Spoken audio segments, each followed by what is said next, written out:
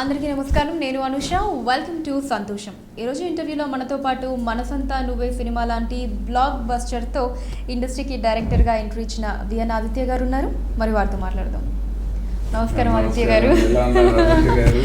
నేను చాలా బాగున్నాను. నాకు కూడా అలానే మిమ్మల్ని చూసినందుకు చాలా సంతోషంగా ఉంది. అసలు నా ఫస్ట్ క్వశ్చన్ ఏంటంటే ఆదిత్య గారు, నిజంగా ఇప్పుడు అంటే మీరు నాకు బయట కూడా కొద్ది గొప్ప తెలుసు కాబట్టి ఇప్పుడంతా కూడా డిజిటలైజేషన్ అని చెప్పి ఓటీటీ ప్లాట్ఫామ్స్ అని చెప్పి ఏటీటీ ప్లాట్ఫామ్స్ అని చెప్పి ఇలా వస్తూ ఉన్నాయి. లైక్ 2020 నుంచి ఎక్కువగా ఈ లాక్డౌన్ టైంలో, ఇప్పుడు 2021 అనుకోండి. నాకు గుర్తున్నంత వరకు మనం చేసిన ఆడియో ఫంక్షన్ 2018 మార్చ్ అనుకుంటా. అలా నువ్వు ఇలా నేను అన్నది అదే అప్పట్లో వరల్డ్ ఫస్ట్ ప్రొడ్యూసర్ గా స్టార్ట్ చేసాము, కానీ షూటింగ్ చేయలేదు అనుకోని కారణాల వల్ల. బట్ మొదలు పెట్టాలని ఐడియా వీరశంకర్ గారిది. దట్ వాజ్ అంటే ఓటీటీ కోసం సినిమాలు తీయచ్చు అనే ఐడియా ఎవరికి లేని టైంలో వే హెడ్ ఆఫ్ టైం ఆయన స్టార్ట్ చేశారు. It is his vision, director Veerashankar గారు. It's a good choice. అలాంటివి జరుగుంటే ఇంకా చాలా బాగుంటుంది. But is planning now. అంటే ఇప్పుడు మంచి మార్కెట్ వచ్చింది. అప్పట్లో అసలు మార్కెట్ ఏముందో తెలియక ఇన్వెస్టర్స్ కి భయం ఉండేది. చూస్తారా, ఇప్పుడు మనకి ఓన్లీ టెలివిజన్ సినిమా రెండే. ఇప్పుడు జెడ్ యాక్సిస్ ఒకటి వచ్చింది, XY యాక్సిస్ మధ్యలో ఇదేమో దూసుకుపోతుంది. అందుకని ఇప్పుడు ధైర్యం చేస్తారు, త్వరలో జరుగుతుంది. కానీ ఈ థాట్ అసలు అప్పట్లోనే రావటం 3 years బ్యాకే కొంచెం అది I think home theatre concept. కానీ కోవిడ్ టైంలో అందరికి హోమ్ థియేటర్ ఆధారం బాగుండేది. ఈ సబ్స్క్రిప్షన్ కూడా విపరీతంగా వచ్చిస్తుండేది కోవిడ్ టైంలో. అది మంచి థాట్. నిజంగా ఈ లాక్డౌన్ టైంలో అసలు ఎంటర్టైన్మెంట్ లేకపోయి ఉంటే ఇంకేమైపోయేదో. ఫస్ట్ ఆఫ్ ఆల్ అదేంటి, టెక్నాలజీకి మనం ఒక రకంగా అనుకుంటాం. అంటే టెక్నాలజీ మనుషుల మధ్య దూరాన్ని పెంచుతుంది, నైతిక విలువలు తగ్గిస్తుంది, అడ్డదారిలో మనుషులను పైకి తెస్తుంది. లాంటి నెగిటివ్ ఎఫెక్ట్స్ ఎన్ని ఉన్నాయో, ఎస్పెషల్లీ మొన్న పాండమిక్ టైంలో టెక్నాలజీ ఉండటం వల్ల పెద్ద బెనిఫిట్ ఏంటంటే ప్రపంచం అంతా కలిసికట్టుగా ఉండింది. ఎవ్రీ న్యూస్ ఇంత స్పీడ్గా కనుక తెలియకపోయి ఉంటే ఈ కోవిడ్ తాలూకు నష్టం విపరీతంగా కోట్లలో ఉండేది. దాన్ని నివారించడానికి ఇప్పుడు మనకున్న technology, especially WhatsApp, Facebook, Twitter, అన్ని ప్లాట్ఫామ్స్ మనుషుల్ని కల్పించాయి. దానివల్ల మనం ఎంటర్టైన్మెంట్ కూడా మిస్ కాలేదు. ఇంట్లోనే ఉన్నా కూడా ఆ ఎంటర్టైన్మెంట్ మిస్ అవ్వకుండా, సో దట్ అది మన డిప్రెషన్కి దూరం చేసింది. అలా so we have to thank our అంటే విజనరీస్. ఈ సైన్స్లో ఏంటంటే మనని టెక్నికల్గా ఇంత అడ్వాన్స్డ్ స్టేట్లో ఈ పాయింట్ ఆఫ్ టైంలో లైఫ్లో ఉంచినందుకు, దానివల్ల మనం ఈ కోవిడ్ని సమర్థవంతంగా ఎదుర్కోగలిగినందుకు. మీకేమి ఓటీటీ సైడ్ నుంచి ఆఫర్స్ రాలేదు ఆదిత్య గారు? ఏదైనా డైరెక్ట్ అయ్యో ఉన్నాయి. ఇప్పుడు నేను ప్రస్తుతం చేస్తున్నాను. ఓటీటీ అన్నది ఇప్పుడు సినిమా కంటే వేరేం కాదు. అంటే ఓటీటీలో చేయటం అంటే it is nothing but making a movie. But ఇంకా యాక్చువల్గా బిగ్గర్ దాన్ ఎ మూవీ నాకు తెలుసు. ఎందుకంటే క్వాలిటీ, డీటెయిలింగ్ ఇవన్నీ ఓటీటీకి ప్రథమ పారామీటర్స్. అవి లేకపోతే యాక్సెప్షన్స్ కూడా లేదు. సినిమాకి కొంత చెల్లుతుంది, క్షమాగుణం ఉంది ప్రేక్షకులకి. థియేటర్కి వెళ్ళే వాళ్ళకి 2-3 గంటలు మెంటల్గా ప్రిపేర్ అయ్యి వెళ్తారు, బాగున్నా బాగాలేకపోయినా చూసి వచ్చేయడానికి. వాళ్ళకి నచ్చినప్పుడే వెళ్తారు. కాబట్టి ఓటీటీకి అలా లేదు. You have to beat world content. So at a time మీకు ఒక ప్లాట్ఫామ్లో అన్ని జానర్లు, అన్ని సినిమాలు ఉన్నప్పుడు మీ కాంపిటీషన్ ఇంకా డబుల్ ఉంటుంది. సో దాన్ని ఫైట్ చేస్తూ మేము ఓటీటీలో దిగాం. సో ప్రస్తుతం పీపుల్ మీడియా ఫ్యాక్టరీకి ఓటీటీకి ఒక మంచి సిరీస్ ఒకటి డైరెక్ట్ చేస్తున్నాను. అండ్ అలాగే రీసెంట్గా ఒక వెబ్ ఫిల్మ్ ఒకటి కంప్లీట్ చేశాను. అది కూడా people media factory partners, AK entertainments పార్ట్నర్స్గా, సునీల్ హీరోగా. సో అది ఇంకా మేము అఫీషియల్గా దానికి ప్రెస్ మీట్ కానీ అనౌన్స్మెంట్ కానీ ఇవ్వలేదు. కంప్లీట్ అయిన తర్వాత ఇద్దామని. సో ఇలా అంటే బేసిక్గా కోవిడ్ టైంలో అందరం జూమ్ కాల్స్లో చేసే పని ఏంటంటే స్టోరీ డిస్కషన్లు. నెక్స్ట్ ఏం చేయాలి, ఇప్పుడు మారుతున్న ఆడియన్స్ మైండ్ సెట్ అట్లా ఉంది, రోజు న్యూస్లు షేర్ చేసుకోవటం. అండ్ జూమ్ ఇప్పటిదాకా కోవిడ్ ముందు దాకా జూమ్ లెన్స్ ఒకటే వాడటం తెలిసి జూమ్ యాప్ వాడటం మొదలైంది. So we have seen perspective of the society with through Zoom lens కింద అయింది అది. సో బాగుండింది. అలా మేము కొన్ని కంటెంట్లు రెడీ చేసాం కొత్త రైటర్స్ నుంచి. అంటే నేను బేసిక్గా గీతా ఆర్ట్స్లో నా వాళ్ళిద్దరి మధ్య సినిమా ముందర దాకా అది డైరెక్ట్ చేశాను కోవిడ్కి బిఫోర్. అది సెన్సార్ కోవిడ్ టైంలో అయింది. ఇప్పుడు త్వరలో it will hit theatres. Vedansh creative works అని కొత్త ప్రొడ్యూసర్. ఆ సినిమా డైరెక్ట్ చేస్తుండగానే యంగ్స్టర్స్ తోటి యంగ్ టీమ్, కొత్త ప్రొడ్యూసర్, కొత్త హీరోయిన్ విరాజ్ అశ్విన్ అని హీరో, లాస్ ఏంజల్స్ నుంచి నేహా కృష్ణ అని అమ్మాయి హీరోయిన్. సో అంతా యంగ్ బ్యాచ్ లో వర్క్ చేశాను. ఐ థింక్ 2011 తర్వాత ముగ్గురు సినిమా తర్వాత మళ్ళీ కాదు, మధ్యలో నేను యుఎస్ లో ఫోర్స్డ్ ఆర్ఫన్స్ అని ఒక మూవీ చేశాను పీపుల్ మీడియా ఫ్యాక్టరీకి. అది ఇంగ్లీష్ మూవీ. దానికి ఒక 11 ఇంటర్నేషనల్ అవార్డ్స్ వచ్చాయి అక్కడ ఫిల్మ్ ఫెస్టివల్ సర్క్యూట్లో. శ్రీరామ్ వేగరాజ్ గారు అని రైటరు, మన పీపుల్ మీడియా ఫ్యాక్టరీ సుప్రసాద్ గారు ప్రొడ్యూసరు. సో ఆ సినిమా జైనన్ విన్సెంట్ గారు మన ఇండియన్ కేరళ మా అసిస్టెంట్లుగా ప్రేమంటే ఇద్దరు లాంటి సినిమాలన్నిటికీ ఆయన డిఓపి. సో ఆయన అక్కడ వ్యాంకూవర్లో సెటిల్ అయిపోయారు. ఆయన సిటిజన్ అనమాట. సో ఆయన వ్యాంకూవర్ నుంచి జస్ట్ 1.5 hour డిస్టెన్స్ మా సియాటల్కి. సో అక్కడ చేశాను ఫోర్స్డ్ ఆర్ఫన్స్ అని మూవీ. అది చేసి తర్వాత నేను ఇండియాకి వచ్చి గీతా ఆర్ట్స్లో స్టోరీ డిపార్ట్మెంట్లో జాయిన్ అయ్యాను. సో అక్కడ ఉండగా మళ్ళీ ఇండస్ట్రీతో కనెక్ట్ అయ్యాను థ్యాంక్స్ టు అరవింద్ గారు అండ్ అల్లు అర్జున్ గారు. ఎందుకంటే బన్నీ బాస్ గారు అలా ముగ్గురు నన్ను ఇన్సిస్ట్ చేశారు, మీరు you have to lead this department for some time. So మేము ముందే అనుకున్నాము, ఇప్పుడు మనకి సినిమా ఇండస్ట్రీలో జాబ్స్ అన్నవి గవర్నమెంట్ జాబ్స్ కాదు, సో మనం ఒక అంబిషన్తో ఇక్కడికి వచ్చి ఉంటాము. Until I get direction offer I can continue with them అనుకుని అలా ఒక 1.5 year నేను ఎప్పుడైతే వేదాంశ్ క్రియేటివ్ వర్క్స్ అని పెట్టి ఒక కొత్త ప్రొడ్యూసర్ నన్ను అప్రోచ్ అయ్యి అర్జున్ దాస్యన్ అని నిర్మల్ నుంచి వచ్చారు. ఏరోస్పేస్ ఇంజనీరింగ్లో బిజినెస్ అయింది. సో వాళ్ళు సినిమా తీద్దాము, వాళ్ళు కూడా కంటిన్యూస్గా సినిమాలు తీద్దాము పీపుల్ మీడియా ఫ్యాక్టరీ లాగా నా అంబిషన్ తోటి వచ్చారు. అది వచ్చినప్పుడు నేను వచ్చేసాను. అయితే సియాటల్ నుంచి పీపుల్ మీడియాతో నా అసోసియేషన్ అలాగే కంటిన్యూ అయ్యి I'm still working as a consultant for them. Covid తర్వాత స్టార్టెడ్ డైరెక్టింగ్ ఫిల్మ్స్. మళ్ళీ ఇప్పుడు గీతా ఆర్ట్స్లో మీరు స్టోరీ డిపార్ట్మెంట్కి హెడ్గా ఉన్నారు. వాళ్ళిద్దరి మధ్య మూవీ దాకా ఉన్నాను. తర్వాత ఆ పొజిషన్ని ఆదిత్య గారు ప్రమోషన్గా ఫీల్ అయ్యారా, డిమోషన్గా ఫీల్ అయ్యారా?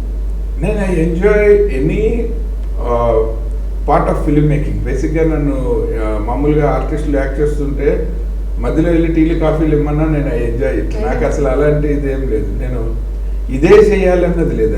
ఎందుకంటే నేను ఏ పని చేసినా I maintain my dignity in that work. నేను ప్రొడక్షన్లో వంట చేయమన్నా చేసిస్తాను, నాకు అసలు ఇబ్బంది లేదు. అయ్యో ఏంటంటే ఐ ఎంజాయ్, అదేం బాధ కాదని చెప్తున్నాను.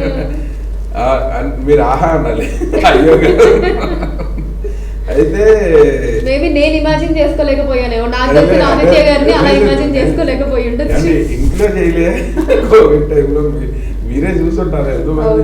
కాకపోతే మన ఏమి మెగాస్టార్ రేంజ్ కాదు కాబట్టి ఫోటోలు వీడియోలు పెట్టలేదు తప్ప చేసిన పని అదే కదా, దోశలేయటం, లేకపోతే ఇల్లు తొడవటము, లేకపోతే బట్టలు ఉతకటము, ఇల్లు డస్టింగ్ చేయటము. అండ్ ఆ పని మనం చేసి పని వాళ్ళకి శాలరీలు ఇవ్వటం. అది ఎందుకంటే అది ఇంకా ఎథికల్ సోషల్ రీజన్ కాబట్టి అది ఓకే, బట్ పని అయితే చేయాల్సి వచ్చింది కదా. సో అలా నాకు అదేం లేదు. నేను ఎస్పెషల్లీ యూఎస్లో 3 years ఉన్నాను కదా పీపుల్ మీడియా ఫ్యాక్టరీ కోసం.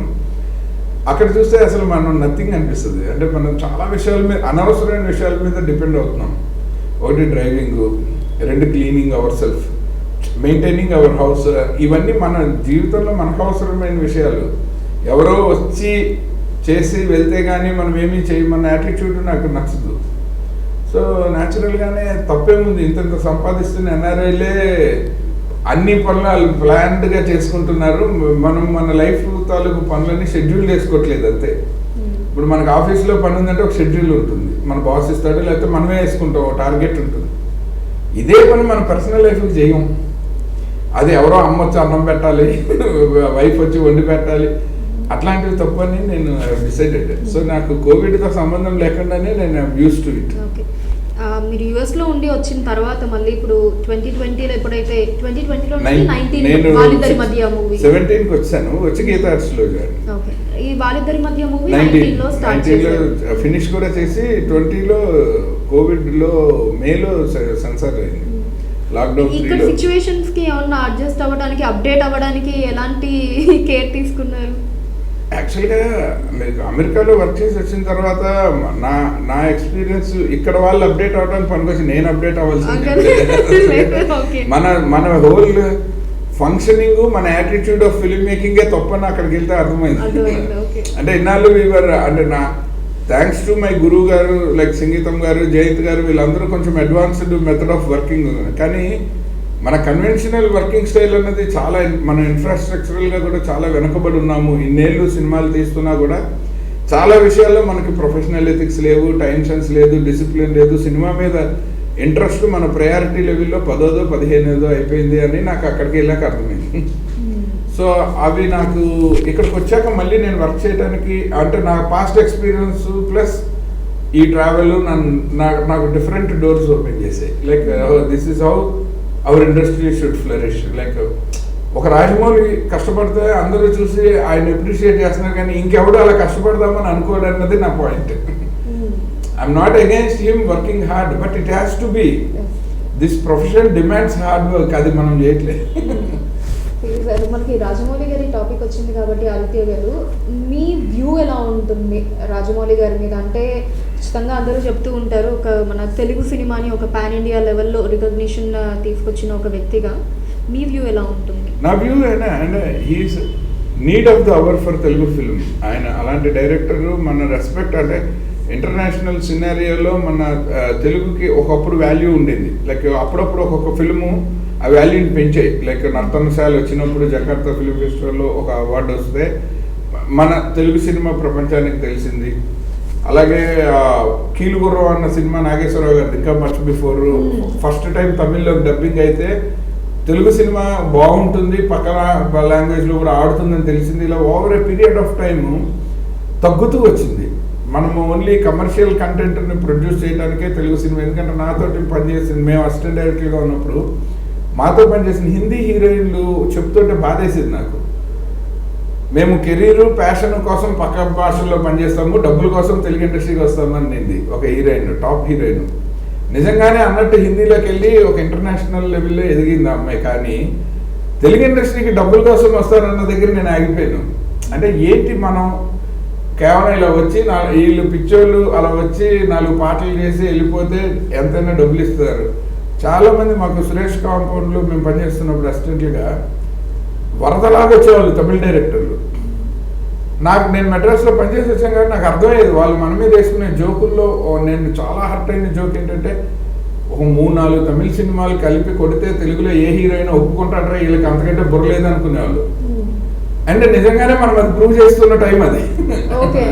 మన హీరోలు ఎవరైనా తమిళ్లోకి అంతే, వాళ్ళు ఏదో సినిమాలో వేణుమాధవ్ గారి క్యారెక్టర్ని పెట్టి రైట్గా తీసి మనం అట్లాగే ఉన్నాము. బట్ ఎప్పుడైతే ఇవన్నీ చూసి మేము పెరగటం వల్ల ఏమో మా జనరేషన్లో వచ్చిన డైరెక్టర్లకి everybody wanted to make their own mark. అది తెలుగు ఇండస్ట్రీకి ఒక రకంగా చాలా హెల్ప్ అయింది. ఎక్కడో ఒక టీవీ సీరియల్ చేసుకుంటున్న రాజమౌళి గారు కొడితే Telugu cinema box office bar ఇక్కడ సెట్ చేయొచ్చు అని అక్కడికి జరిపాడు. On par with any Hindi film we have got that potential అని మార్కెట్ తాలూకు బ్యారియర్స్ని అక్కడ పెట్టాడు. అప్పటి వరకు ఏంటి, మనకి శంకర్ ఒకటే తీయగలడు, మణిరత్నం ఒకటే తీయగలడు, రామ్ గోపాల్ వర్మ తీయగలడు కానీ మానేశాడు. ఇట్లాగంటివే వినపడుతూ ఉండేవి. బట్ ఈయన లేదు, ఇంకా తీయగలరు, ఇప్పటికీ తీయచ్చు. ప్రొవైడెడ్ మనం కొంచెం దాని మీద దృష్టి పెట్టాలి, కొంచెం కష్టపడాలి అండ్ నమ్మాలి. మన ప్రొడ్యూసర్స్ ఒక హీరో మార్కెట్ని నమ్మి ఏ కథన్నా ఓకే చేసే స్టేజ్ నుంచి ఈ జనరేషన్ డైరెక్టర్స్ వల్ల ఒక కథని డైరెక్టర్ని నమ్మి ఏ హీరో అయినా పర్లేదనే స్టేజ్కి ఇప్పుడు వచ్చారు. That is a good change that everybody has brought. And Rajamouli set the bar far from the others. అది చాలా గ్రేట్. అంటే I always respect him as a director. And అలానే ఇప్పుడు వస్తున్న చాలా మటుకు మూవీస్ అన్నీ కూడా ఒక పాన్ ఇండియా లెవెల్లో డిజైన్ చేసుకుంటున్నారు అందరూ. మనం ఉన్న స్టార్ హీరోస్ అందరూ కూడా, అంటే ఒకటి తెలుగుకే పరిమితం కాకుండా ఆఫ్టర్ బాహుబలి అని చెప్పి మనం చెప్పుకోవచ్చు. ఇది ఎంతవరకు సక్సెస్ అవుతుందని మీరు అనుకుంటున్నారు? అది అంటే సక్సెస్ ఫెయిల్యూర్ ఎనీడే మనం చెప్పలేము. అది బాహుబలి విషయంలో కూడా చెప్పలేము. ఇప్పుడు బాహుబలి మన తెలుగు ఇండస్ట్రీలో పెద్దవాళ్ళను చిన్నవాళ్ళని అందరినీ పిలిచి ఓ ప్రీమియర్ షో వేస్తే పెద్ద విరిచి వెళ్ళిపోతారు. మన ఐక్యూ లెవెల్స్ అంతే. అది హిట్ అయిన తర్వాత మనం దానికి రెస్పెక్ట్ ఇవ్వడం మొదలెడతాం. మన మైండ్ సెట్ అక్కడ అయిపోయి. సో పబ్లిక్ యాక్సెప్ట్ చేసే వరకు సక్సెస్ ఫెయిల్యూర్ గురించి ఎవడూ మాట్లాడలేని ఇండస్ట్రీ ఇది. అది నిజంగా ఎవడైనా నాకు తెలుసు అనుకుంటే భ్రమ.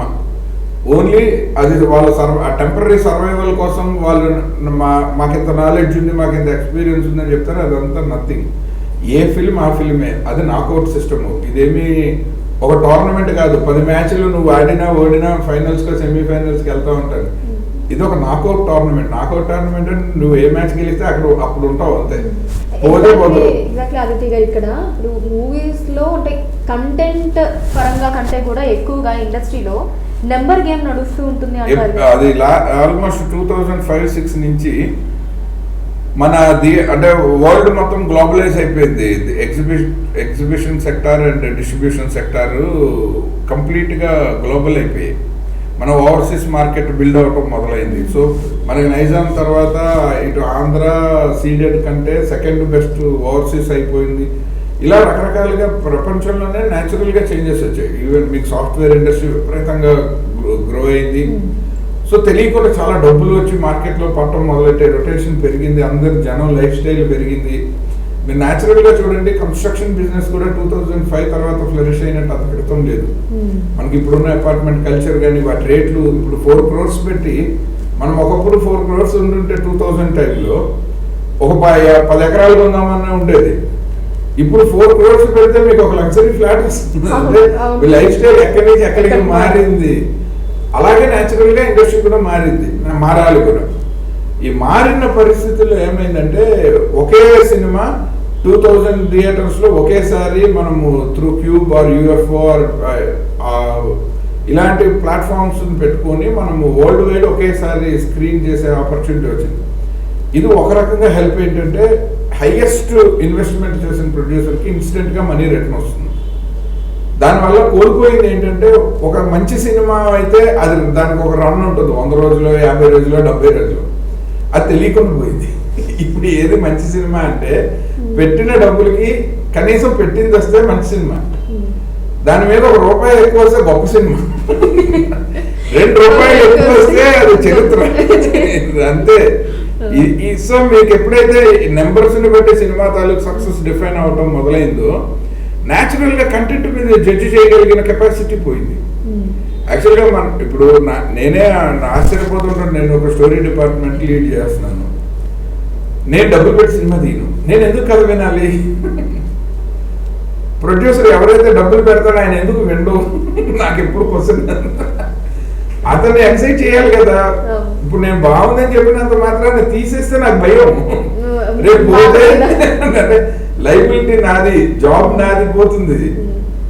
ఆయన ఏంటి ఆ ప్రొడ్యూసర్స్కి ఎట్లా ఉంటుంది? అది గీతా ఆర్ట్స్ అయినా సరే పీపుల్ మీడియా, వాళ్ళు ఎప్పుడైతే చైనా ఫిలిం చేద్దాం అనుకున్నారో కంటిన్యూస్గా సినిమాలు చేస్తే వాళ్ళకి నెంబర్స్ వర్కౌట్ అవుతాయి. That is the business for them. మనకి క్రూషియల్గా ఎక్కడ ఉంటుందంటే ఎస్థెటిక్స్ని డీల్ చేయాలి.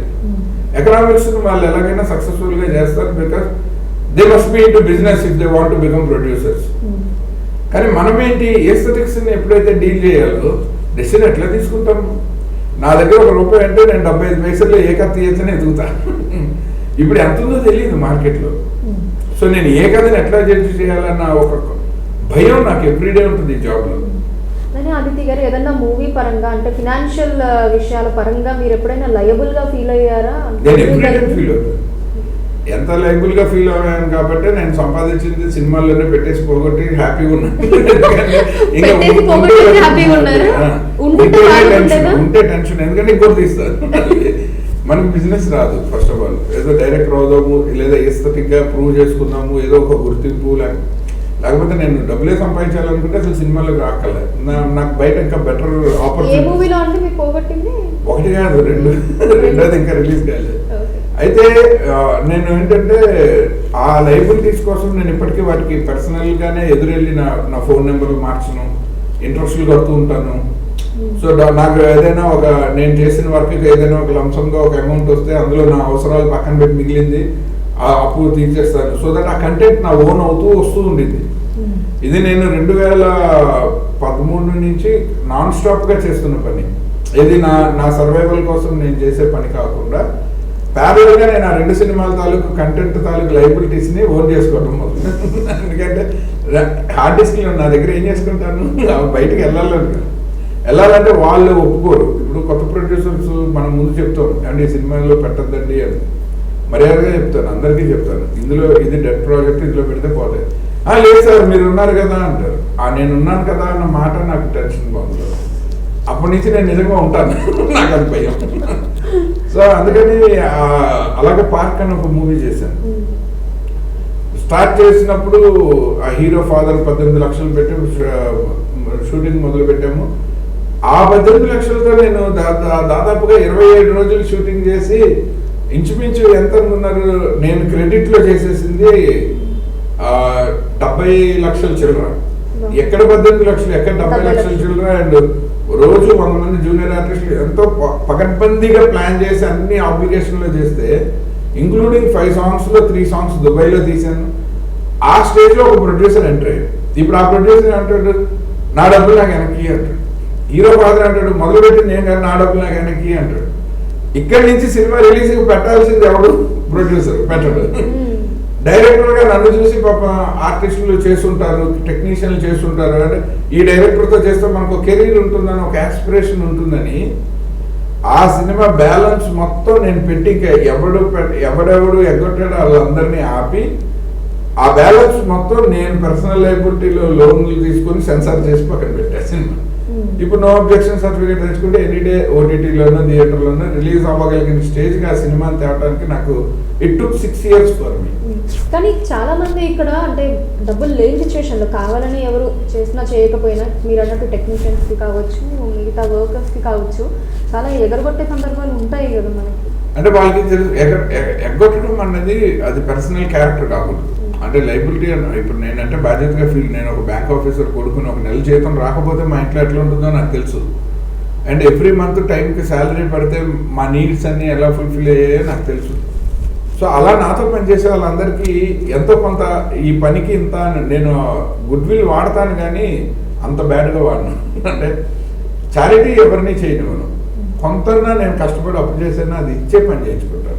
సో ఆ ట్రావెల్ ఉన్నప్పుడు వాళ్ళకి ఒక ట్రస్ట్ ఉంటుంది. ఓకే ఆదిత్య గారికి మనం ఈ వర్క్ చేస్తే ఏదో ఒక టైంలో ఆయన మనకి ఇన్ రిటర్న్ ఆయన ఒక వర్క్ అయినా క్రియేట్ చేశారు, డబ్బులైనా ఇస్తారు, అని ఏదో ఒక ట్రస్ట్ని బిల్డ్ చేయకపోతే ఇన్నేళ్ళు ఇండస్ట్రీలో ఉండలేము. నాలంటే బయట నుంచి వచ్చినాన్ని నెక్స్ట్ డే ఫోన్ కాల్ రాకపోతే నేను ఇండస్ట్రీలో లేనట్టే లెక్కని నేను అనుకుంటాను. ఆ ట్రస్ట్ కోసం ఎంత ఎక్స్టెంట్ వరకు వెళ్తారు ఆదిత్య గారు? మనం బతుకున్నంత వరకు వెళ్తాం.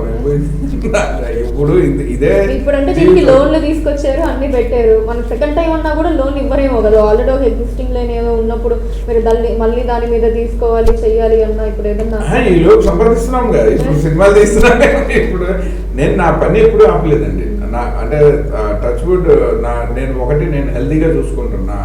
అంటే నాకు అలవాట్లు ఉన్నా కానీ అవి వ్యసనాలుగా మారకుండా చూసుకుంటాను. ఏదో ఒక పాయింట్ ఆఫ్ టైంలో వాటిని కట్ చేయగలుగుతాను.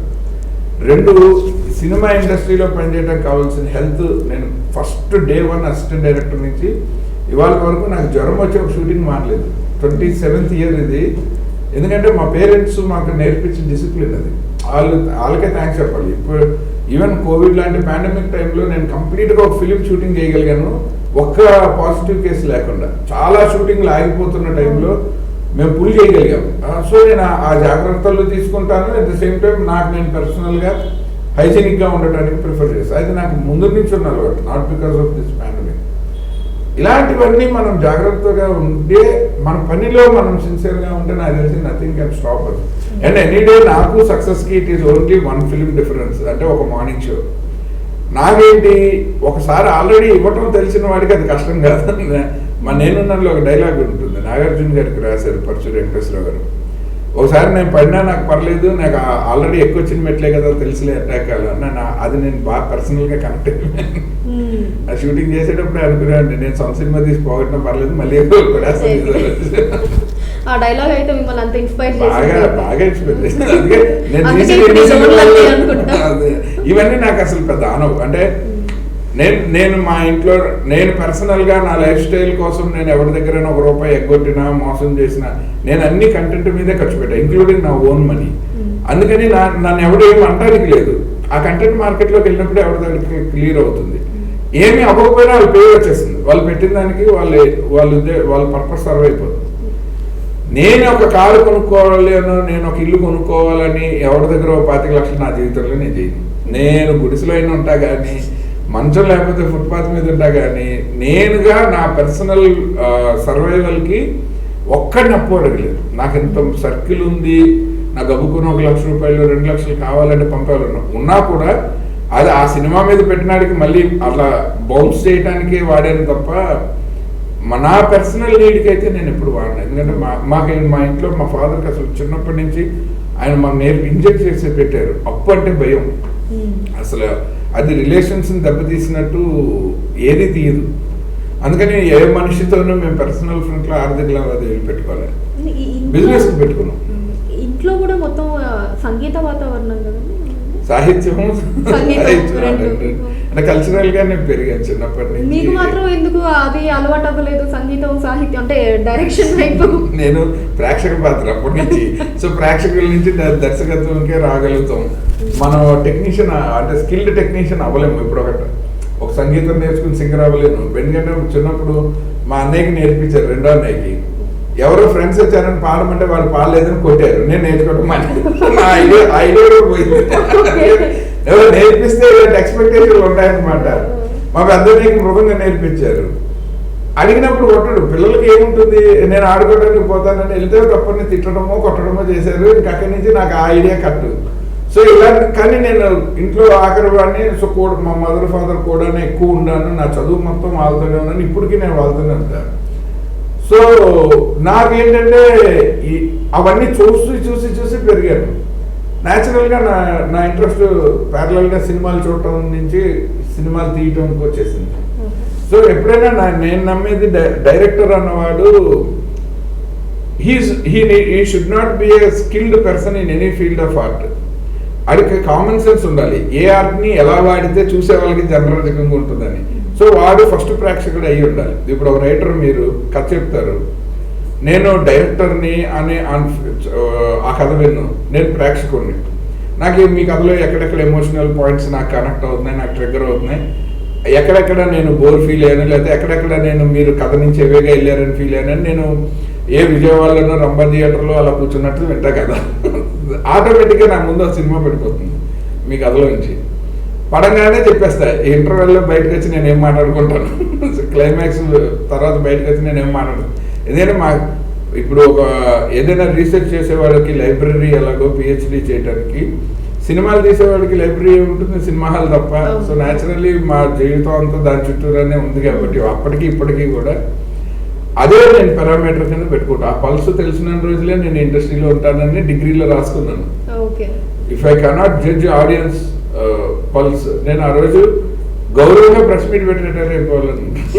ఎందుకంటే మనం we cannot take risk on somebody else's money. అంటే ఆదిత్య గారు ఇందాక మాటల ప్రస్తావనలో ఒక హీరోయిన్ మీ దగ్గర అన్నారని చెప్పి మీరు చెప్పారు, చాలా పెద్ద హీరోయిన్, డబ్బులు కావాల్సినప్పుడే తెలుగు సినిమాలు చేస్తాము అని చెప్పి. అంటే మన దగ్గర గ్లామర్ ఓరియంటెడ్ పాత్రలకి హీరోయిన్స్ని ఎక్కువగా పరిమితం చేయటం మనం ఈ రోజుల్లో కూడా ఇంకా ఎక్కువగా చూస్తూ ఉన్నాము. బట్ ఏమో అసలు మీ మూవీస్ పరంగా వచ్చేటప్పటికి ఎక్కడా కూడా ఆ ఛాయలు అంతగా కనిపించవు. అంటే అక్కడ హీరోయిన్కి కూడా తగిన ప్రాముఖ్యత ప్రాధాన్యత ఖచ్చితంగా ఉంటాయి మీ సినిమాలలో.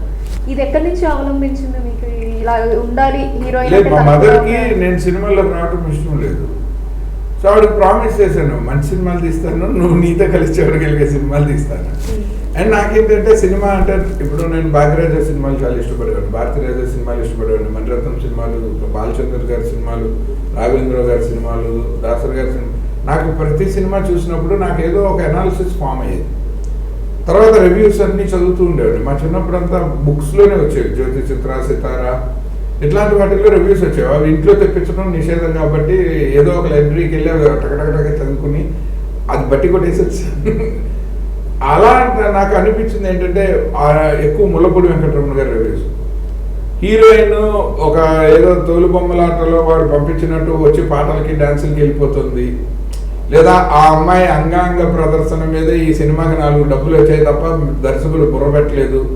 ఇట్లాంటి రివ్యూస్ మా చిన్నప్పుడు నన్ను చాలా ఇన్ఫ్లుయెన్స్ చేసాయి. నేను ఎదుగుతున్న దశలో నేను ఫర్మ్గా డిసైడ్ అయిపోయింది ఏంటంటే, ఒక అమ్మాయి అంటే ఆ అమ్మాయి ఆ కథలో ఆ పాత్ర ఎంతవరకు శృంగార పరంగానో లేకపోతే ఆ స్కిన్ షో చేయగలిగిన అవకాశం ఎంత ఉందో కథ ప్రకారం ఉన్నది తప్ప పర్సనల్గా నేను ఆ సినిమాని ఆడించడం కోసం ఆ అమ్మాయి పైన నేను వ్యాపారం చేయకూడదు అన్నది నాకు నా సెల్ఫ్ ఏమంటారు డెసిషన్. అంటే బీయింగ్ ఏ డైరెక్టర్. ఈ స్టేట్మెంట్ ఆట సినిమాలో నిజమే అంటారా? ఎందుకంటే ఆట సినిమాలో ఇలియానాని కూడా ఆట సినిమాలో ఇలియానాని గ్లామరస్ గా చూపించడం అన్నది నా కాల్ కాదు. పాయింట్ 1 ఆమె సొంతంగా తీసుకున్నది డిజైనర్ వాళ్ళ మదర్. నేను మీరు ఫస్ట్ హాఫ్ అంతా చూడండి, ఒకటే డ్రెస్ లో ఉంటుంది. ఏంటంటే నా కెరీర్ మొత్తం చెడగొడుతున్నారు. నా దేవదాస్ లాంటి సినిమా తర్వాత అందరు స్టార్ హీరోలు నా డేట్లు అడుగుతున్నప్పుడు ఆ అమ్మాయి చాలా అంటే తనకి ఇప్పుడు తెలుగు లాంగ్వేజ్ తనకు బేసిక్గా అంబిషన్ హిందీ. సో తను తెలుగులో అసలు ఒక హీరోయిన్ కి క్యారెక్టర్ ఉంటాయన్న విషయం తెలియకుండా తెలుగు ఇండస్ట్రీకి వచ్చింది. తెలుగులో హీరోయిన్ అంటే ఒక స్కిన్ షో, ఎస్పెషల్లీ ఇప్పుడు దేవదాస్ లో రామ్ వెంట పడతాడు ఆ అమ్మాయి వెనకాల. బట్ ఆమె ప్రొజెక్షన్ సాంగ్స్ లో కానీ వాటిలో కానీ ఒక అల్టిమేట్ గ్లామరస్ హీరోయిన్ లా ఉంది. అది తగ్గకూడదని ఎంఎస్ రాజు గారి argument. As a producer he is right. అది ఆయన అలాగే చెప్పారు ఇలియానా మదర్ కి కథ. అమ్మాయి అసలు అంటే ఒక రాజ్ కపూర్ సినిమాలో ఒక షోమ్యాన్ సినిమాలో ఉన్నట్టు గ్లామరస్ గా ఉంటుంది తప్ప, ఎందుకంటే ఆట బేసిక్ గా మేము కథ లేకుండా మొదలుపెట్టిన సినిమా. నేను పబ్లిక్ అట్రాక్షన్ కోసం ఇలియానా హీరోయిన్ గా ఉండాలన్నంత వరకే నేను నా డెసిషన్. కానీ ఇలియానా ఎలా ఉండాలన్న దాని మీద ఎవరికి వాళ్ళకి కాన్ఫ్లిక్ట్లు ఉన్నాయి. అయినా నేను క్యారెక్టర్ని పడేయకుండా సీన్లు మాత్రం మేనేజ్ చేశాను. ఇంకా పాటలు అసలు కొన్నిటికైతే నేను లేను కూడా. సరోజ్ ఖాన్ గారు చేశారు. ఆవిడ అంటే అప్పటికే హిందీ సినిమా వేరే లెవెల్లో ఉంటుంది, ఆవిడ అలాగే తీసి ఇచ్చారు. అండ్ అలాగే ఇక్కడ మన డాన్స్ మాస్టర్లు మీరు చూడండి, కాకినాడ కాజా పాటలో నేను నా ప్రెసెన్స్ లో తీసిన సాంగ్ యూ డోంట్ ఫైండ్ అలాంటి ఇలియానాని ఆ సినిమా ఏ పాటలోనూ మీకు తెలియదు. పోయినా ఏం చాందింద్ర నేను దగ్గరుండి సుచిత్ర మాస్టర్ నేను రాజమండ్రిలో వెళ్ళి తీసాను. అందులో మీరు అసలు యూ కెనాట్ ఫైండ్ ఇట్. నేను ఎవరిని కంప్లైంట్ చేయను, బట్ ఒక సినిమా ఆడటానికి వాళ్ళకు కూడా ఇంట్రెస్ట్ ఉన్నప్పుడు కమర్షియల్ సినిమా చేస్తున్నప్పుడు కొంచెం పారామీటర్ మారితే మారచ్చు. కానీ అప్పటికి నేను మా మదర్ని థియేటర్కి తీసుకెళ్ళి అడిగితే, అరే టెలివిజన్లో ఇంతకంటే దారుణాలు ఉన్నాయన్నారు ఆవిడ. సినిమా చూపించి ఏమన్నా మోతాదుకి మించానా అంటే, టీవీలో చచ్చిపోతున్నాం చూడలేక, పిల్లలు ఎక్కడ చూస్తారని భయం వేస్తుంది. ఆ ఎఫ్టీవీ ఇలాంటివి వచ్చేసే ఎంటీవీ ఇవన్నీ డైరెక్ట్గా బిగినీలే చూపించేస్తున్నారు. అండ్ మిగిలిన సినిమాలతో పోలిస్తే నువ్వు అసలు ఏ మాత్రం నీ బార్ మారలేదు. అమ్మయ్య థ్యాంక్స్. ఆవిడ కూడా కొంచెం అప్డేట్ అయితే. అండ్ ఇలియానా గారిని డీల్ చేయడం ఎలా అనిపించింది అంటే చాలా మంది హెడ్ అంటారు కదా. అమ్మాయి సచ్ ఎ స్వీట్ గర్ల్. చాలా ఇన్నోసెంట్ గా ఉండేది. ఇలా చెబితే అలా చేస్తున్నాను అంటే చాలా కంఫర్టబుల్ గా సెట్ లో డీల్ చేయగలిగిన యాక్టర్స్. అసలు ఏమి టాంట్రమ్స్ కానీ నాకు తెలిసి 100% ఎట్లాంటి హ్యాసిల్ ఫ్రీ. అంటే మేము ఆ సినిమాకి మేము పడిన కష్టము day night non stop shooting. ఆ అమ్మాయి అప్పుడున్న టైం ఫ్రేమ్లో పక్కనే ప్యారలల్గా జల్సా సినిమా సైన్ చేసింది, ఇంకా షూటింగ్ స్టార్ట్ కాలేదు. ఓ పవన్ కళ్యాణ్ సినిమా చేస్తున్నానని మా మీద ఏ టాంట్రమ్స్ అయినా త్రో చేయగలిగిన అవకాశం ఉండింది. ఆమె ఒకటే అడిగింది, మీకు డేట్స్ క్లాష్ రాకుండా చూసుకోండి సార్, నాకు I want to finish this without any hassle, అంతే. సో వీ ప్లాన్ షెడ్యూల్ కొంచెం హెక్టిక్గా ప్లాన్ చేసాం. అయినా కోఆపరేట్ చేసిన ఆనకరామగూడలో ఒక టెంపుల్లో నేను షూటింగ్ చేస్తుంటే రాత్రి 12:30కి ఆమె షాట్లు చేస్తూ చేస్తూ మధ్యలో వెళ్ళి 12:30కో 1 గంటకో భోజనం చేసేది. ఎందుకంటే ఎర్లీగా తింటే నిద్ర వస్తుంది, మళ్ళీ లేట్ నైట్ ఏమో అసలు తినకపోతే చాలా ట్రబుల్ అవుతుంది, నీరసం వస్తుంది, నిద్ర మళ్ళీ తర్వాత పడుకున్నా ఇంకా నిద్ర రాదని అట్లా అంత కోఆపరేటివ్గా చేసింది ఆమె ఆ సినిమా. నేను ఐ ఎంజాయ్డ్ వర్కింగ్ విత్. ఇలియానాతో వర్క్ చేసిన ఒక డైరెక్టర్గా ఆవిడ గురించి బర్ఫీ మూవీ చేసిన తర్వాత ఇలియానాని మనం ఎందుకు ఇలా వాడుకోలేదు, తెలుగు దర్శకులు ఎవరు ఈ స్థాయిలో నటన పరంగా అని కూడా చెప్పారు. లేదు, ఒక రకంగా ఇప్పుడు అనుష్క, సమంత, తమన్నా వీళ్ళ జనరేషన్లో కనుక ఇలియానా ఉండుంటే మేబీ మన ఇండస్ట్రీ కూడా కొంచెం ఇప్పుడు ఉమెన్ సెంట్రిక్ సినిమాలు రావటం అన్నది ఈ జనరేషన్లో ఇప్పుడు వీళ్ళతో మొదలైంది. అంటే హీరోయిన్ సినిమా కూడా ఒక మార్కెట్, మనం ఎప్పుడో వదిలేసాం ఆ మార్కెట్. విజయశాంతి గారి తర్వాత అబ్సల్యూట్గా తెలుగు ఇండస్ట్రీ తొక్కేసిన మార్కెట్ ఒక రకంగా. But after some point of time మళ్ళీ ఇప్పుడు స్టార్ట్ అయింది. అనుష్క గారు, అరుంధతి, శ్యాంప్రసాద్ రెడ్డి గారు లాంటి ఎవరో ఒక విజనరీ ఏదో ఒక టైంలో ఎక్కడి నుంచో కొట్టుకొస్తే సినిమా అప్పటికప్పుడు దాని రూపం మార్చుకుంటూ ఎదుగుతూ ఉంటుందండి. సినిమాకి ఎంతకంటే గొప్ప థియరీ ఏం లేదు. మనకు తెలియదు, ఇక్కడ మనం కూర్చొని మాట్లాడుకుంటున్నాము, ఎక్కడో ఏదో ఊర్లో ఏదో ఆఫీస్లో ఎవడో ఒకటి బుర్రలో ఏదో థాట్ వస్తుంది, అది రేపు నెక్స్ట్ ఇయర్ కల్లా ఒక సెన్సేషన్ అవ్వచ్చు, వీ డోంట్ నో. సో అప్పటి నుంచి సినిమాలు అలా వస్తాయి. సో ఆ అమ్మాయిలో ఉన్న టాలెంట్ తెలిసినా కూడా అప్పుడు మన ఆడుతున్న సినిమాల ట్రెండ్ దానికి అనుగుణంగా లేదు. మిస్ఫిట్ ఒకటి ఉంటుంది ఎప్పుడు. మీరున్న టైంలో ఇండస్ట్రీ మీ టాలెంట్కి అనుగుణంగా కూడా ఉండాలి. ఇప్పుడు నేను డైరెక్టర్ అయిన టైంలో అన్ని లవ్ స్టోరీలు సక్సెస్ అవుతున్నాయి, అందులో కొంచెం పెద్ద సక్సెస్ అయింది కాబట్టి మనసంతా నువ్వే నన్ను డైరెక్టర్ చేసేసింది, ఒక సక్సెస్ఫుల్ డైరెక్టర్. సపోజ్ నేను అప్పుడు భిన్నంగా వెళ్తానని చెప్పి ఒక థ్రిల్లర్ ఒక ఏదైనా ఎక్స్పెరిమెంట్ చేస్తుంటే అది కనుక క్లిక్ అవ్వకపోయింటే అసలు నేను డైరెక్టర్గా ఇండస్ట్రీలో ఉండేవాడిని కూడా కాదు కదా. సో ఫ్లోలోనూ ఉండాలి, కొంచెం దాని బారు పెంచాలి, అలాంటి ప్రయత్నమే చేయగలం. సో ఈ డెఫినెట్గా నేను బర్ఫీ చూసాక అనుకున్నాను, I'm happy for Ileana that she got a right platform to showcase her talent in a right way at right time. అన్ని కావాలి అది తెలుగులో అలాంటి పెర్ఫార్మెన్స్ ఓరియంటెడ్, అండ్ హిందీలో అలా చేసినా కూడా బర్ఫీ తర్వాత మళ్ళీ ఆమె అలా కనబడలేదు. సో ఎక్కడో సమ్వేర్ ఆ మిస్కనెక్ట్ అన్నది వెంటాడుతుంది. మీరు ఎప్పుడు అనుకోలేదండి ఉమెన్ సెంట్రిక్ ఫిలిం? నాకు చాలా కదలండి. నేను అంటే ఇప్పుడు ప్రాబ్లం ఏంటంటే ఇద్దరు హీరోయిన్లకే మార్కెట్ ఉంది, కొత్త వాళ్ళ మీద మేము డబ్బులు పెట్టరు. సో ఒక హీరోయిన్ సెంట్రిక్ కథ నేను ఓకే చేస్తే ఏ హీరోయిన్ చేయాలి, అయితే అనుష్క గారు చేయాలి, అయితే సంబంధం లేదు, వాళ్ళిద్దరు చేయకపోతే ఇంకా లేదు. అలాంటివి నేను పిచ్ చేయను. ఎవరితో అయినా ఇంకొక అనుష్కని క్రియేట్ చేయగలిగిన ప్లాట్ఫామ్ నాకు ఉన్నప్పుడు, లేకపోతే ఇంకో సమంత తయారు చేయగలి, నేను ఇందాక చెప్పాను, ఇంకొక రాజమౌళి ఒక్కడే తీస్తే రాజమౌళి అవుతాడు, 10 మంది తీస్తే ఇన్ఫ్రాస్ట్రక్చర్ అవుతుంది, అది తెలుగు ఇండస్ట్రీ అవుతుంది. సో అలాంటి దానికోసం నేను వెయిట్ చేస్తుంటాను. ఎందుకంటే తీయడానికి నేను ఎగెన్స్ట్ కదా. ఎస్పెషల్లీ ఇప్పుడు ప్రపంచం అంతా ఎక్కువ వస్తున్న సౌండ్ ఏంటంటే ఉమెన్ ఎంపవర్మెంట్. దాని మీద ఇప్పుడు చాలా మంచి కథలు ఉన్నాయి, మంచి లేడీ రైటర్స్, లేడీ డైరెక్టర్స్ చాలా మంది దగ్గర నేను ఈ మధ్యకాలంలో మంచి కథలు విన్నాను. ఒక సినిమా ఇప్పుడు మేరీ అని ఒక సినిమా వస్తుంది పీపుల్ మీడియా ఫ్యాక్టరీలో, అది హిట్ అయింది అనుకోండి, నివేతా పేతురాజ్కి ఇండిపెండెంట్గా కొంత మార్కెట్ వస్తుంది. ఇంకో మంచి కథ మనం పిచ్ చేసామనుకోండి, ఆ డైరెక్టర్కి ఇంకో డైరెక్టర్కి హెల్ప్ వస్తుంది, ఇండస్ట్రీకి ఇంకో మంచి సినిమా వస్తుంది. సో అట్లా వెయిట్ చేస్తున్నాను. అండ్ అలానే మీరు బాస్ మూవీలో నయనతార గారితో వర్క్ చేయడం జరిగింది. సో ఆవిడ గురించి కూడా ఇలాంటి మాటలు వినిపిస్తూ ఉంటాయి, అంటే కొంచెం ఎవరిని లెక్క చేయరు, ప్రమోషన్స్ వాటికి హెల్ప్ చేయరు. నయనతారకి ఆ యాటిట్యూడ్ చాలా మ్యాచ్ అవుతుంది. నేను చాలా అప్రిషియేట్ చేసేవాడిని. అంటే కొత్తగా వచ్చింది హీరోయిన్, రావడం రజనీకాంత్ సూపర్ స్టార్ పక్కన చేసింది, నెక్స్ట్ ఏం చేయాలో తెలియదు. ఇప్పుడు ఒక ఎవరెస్ట్ పక్కన చేసేసిన తర్వాత మిగిలిన అలా ఆనరు, కానీ మిగిలిన నెక్స్ట్ ఆఫర్స్ లేని టైంలో అందరూ ఎక్స్ప్లోర్ చేయడానికి అది మా సినిమా చేయండి, లేకపోతే నీకు సినిమా రాదు, లేకపోతే ఈ కథ చేయి, లేకపోతే హీరోయిన్ ఓరియంటెడ్ చేయి, ఇట్లా అందరూ కన్ఫ్యూజ్ చేస్తారు. ఆపటానికి ఒక యాటిట్యూడ్ అన్నది కోల్గేట్ రక్షణ చక్రం లాగా ఆడపిల్లలకు ఉండాలని నమ్ముతాను నేను. అదేం చేస్తుందంటే కొంత జంకుని దగ్గర రానికుండా చేస్తుంది. అది కూడా దాటి వచ్చినప్పుడు it will be A genuine offer. అది అప్పుడు వాళ్ళ ఇష్టం అనమాట. తను పొగరేగా ఏమి ఉండదు, చాలా సబ్మిసివ్గా. అంటే ఒక డైరెక్టర్కి, రైటర్కి, హీరోకి, కెమెరామెన్కి అందరికీ సెట్లో ఎంత రెస్పెక్ట్ చేయాలో అంతా ఇస్తుంది. బట్ ఎవరైనా ఓవర్ యాక్షన్లు ఉంటాయి కదా, ఇప్పుడు తెలియని లాంగ్వేజ్ అమ్మాయి అని జోకులు వేయటము, లేకపోతే కొంచెం ఎక్స్ట్రాగా బిహేవ్ చేయటం, అతి చనువు ప్రవర్తన, అట్లాంటి తప్పని కట్టేస్తుంది. అండ్ కెమెరా ముందు ఎక్స్ట్రాడినరీ పెర్ఫార్మర్. జనరల్గా నెగిటివ్ మీద సినిమా తీయటం ఒక రిస్క్ ఉండేది. ఏంటంటే బాగా ప్రిపేర్ అయ్యి షార్ట్ బాగా రిహార్సల్ చేసి నెగిటివ్ ఎక్స్పోజ్ చేస్తే తక్కువ ఫుటేజ్లే చేయాలి. ఎంత పెద్ద హీరో సినిమా అయినా ఎక్కువ ఓవర్ ఎక్స్పోజ్డ్ కాకూడదు, చాలా costly affair. So proper rehearsals అవి చేసి నా కెరీర్ మొత్తంలో నెగిటివ్లో నేను నయనతార ఒక్క అమ్మాయికే కెమెరా రన్ చేసి ఇలా కెమెరా పక్క నుంచి ఎక్స్ప్రెషన్లు అడిగితే టక్ టక్ టక్ టక్ ఇచ్చింది బాస్ సినిమాకి. నేను సో అంటే అది చాలా కష్టం. ఆ అమ్మాయి మన లాంగ్వేజ్ కాదు, నేనే తమిళ్, ఇంగ్లీషు అట్లా చెప్తూ ఉన్నా.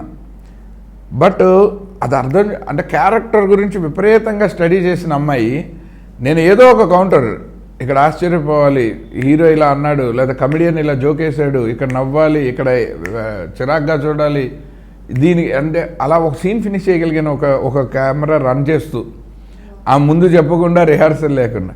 అంటే ఎంత మంచి నటి అయితే తప్ప క్లోజప్ పెడితే అంత ఎక్స్ప్రెసివ్గా ఫేస్ ఉండటం అన్నది నాకు నయనతారలో చాలా నచ్చే విషయం.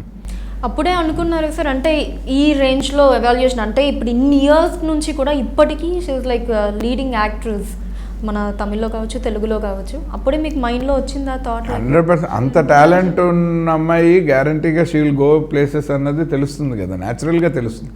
సో అప్పటికే నేను ఒక బడ్డింగ్ డైరెక్టరు, తను ఒక బడ్డింగ్ యాక్ట్రెస్, ఒక నాగార్జున గారు లాంటి స్టార్, అప్పటికే వెల్ ఎస్టాబ్లిష్డ్ సూపర్ స్టారు, అయినా బెరుకు లేకుండా ఇలా అలా అడిగింది వెంటనే ఎక్స్ప్రెసివ్గా ఇవ్వగలిగింది. అంటే ఎస్పెషల్లీ క్లోజప్స్లో ఎనాక్ట్ చేయటం కష్టం. వైడ్ మిడ్ రేంజ్లో మీకు కొంచెం బాడీ లాంగ్వేజ్ సపోర్ట్ ఉంటుంది, మీకు క్లోజప్లో బాడీయే కనిపించదు కదా ఆడియన్స్కి. So everything you have to play with your eyes and face.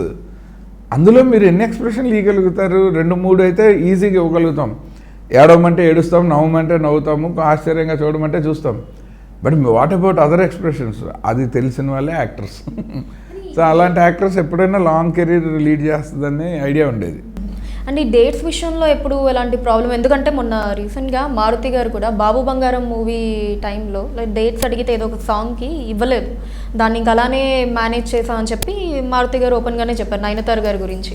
అలా డేట్స్ విషయంలో క్లాషెస్ అలా నాకైతే ఏం లేదు. మరి అది డేట్స్ అన్నది సచ్ ఎ టెక్నికల్ ఇష్యూ. దాన్ని ఆ అమ్మాయి క్యారెక్టర్గా మనం పరిగణించకూడదు.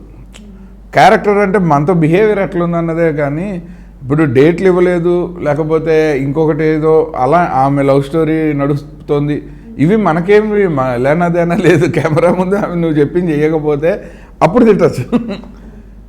అది తప్ప వేరే పర్సనల్ అంటే ఇది డేట్స్ అన్నది ఆమె మేనేజర్ మిస్టేక్ అయి ఉండొచ్చు, లేదా మన మేనేజర్ మిస్టేక్ అయి ఉండొచ్చు, లేదా మన కో డైరెక్టర్లు షెడ్యూల్ అటు ఇటు మార్చి, లేదా మన ప్రొడ్యూసర్స్ అప్పుడప్పుడు మనం ఏదో ఒక షెడ్యూల్ వెళ్తాము, వాళ్ళు ఏదో రీజన్ వల్ల తప్పని ఒక షెడ్యూల్ లేపేస్తారు.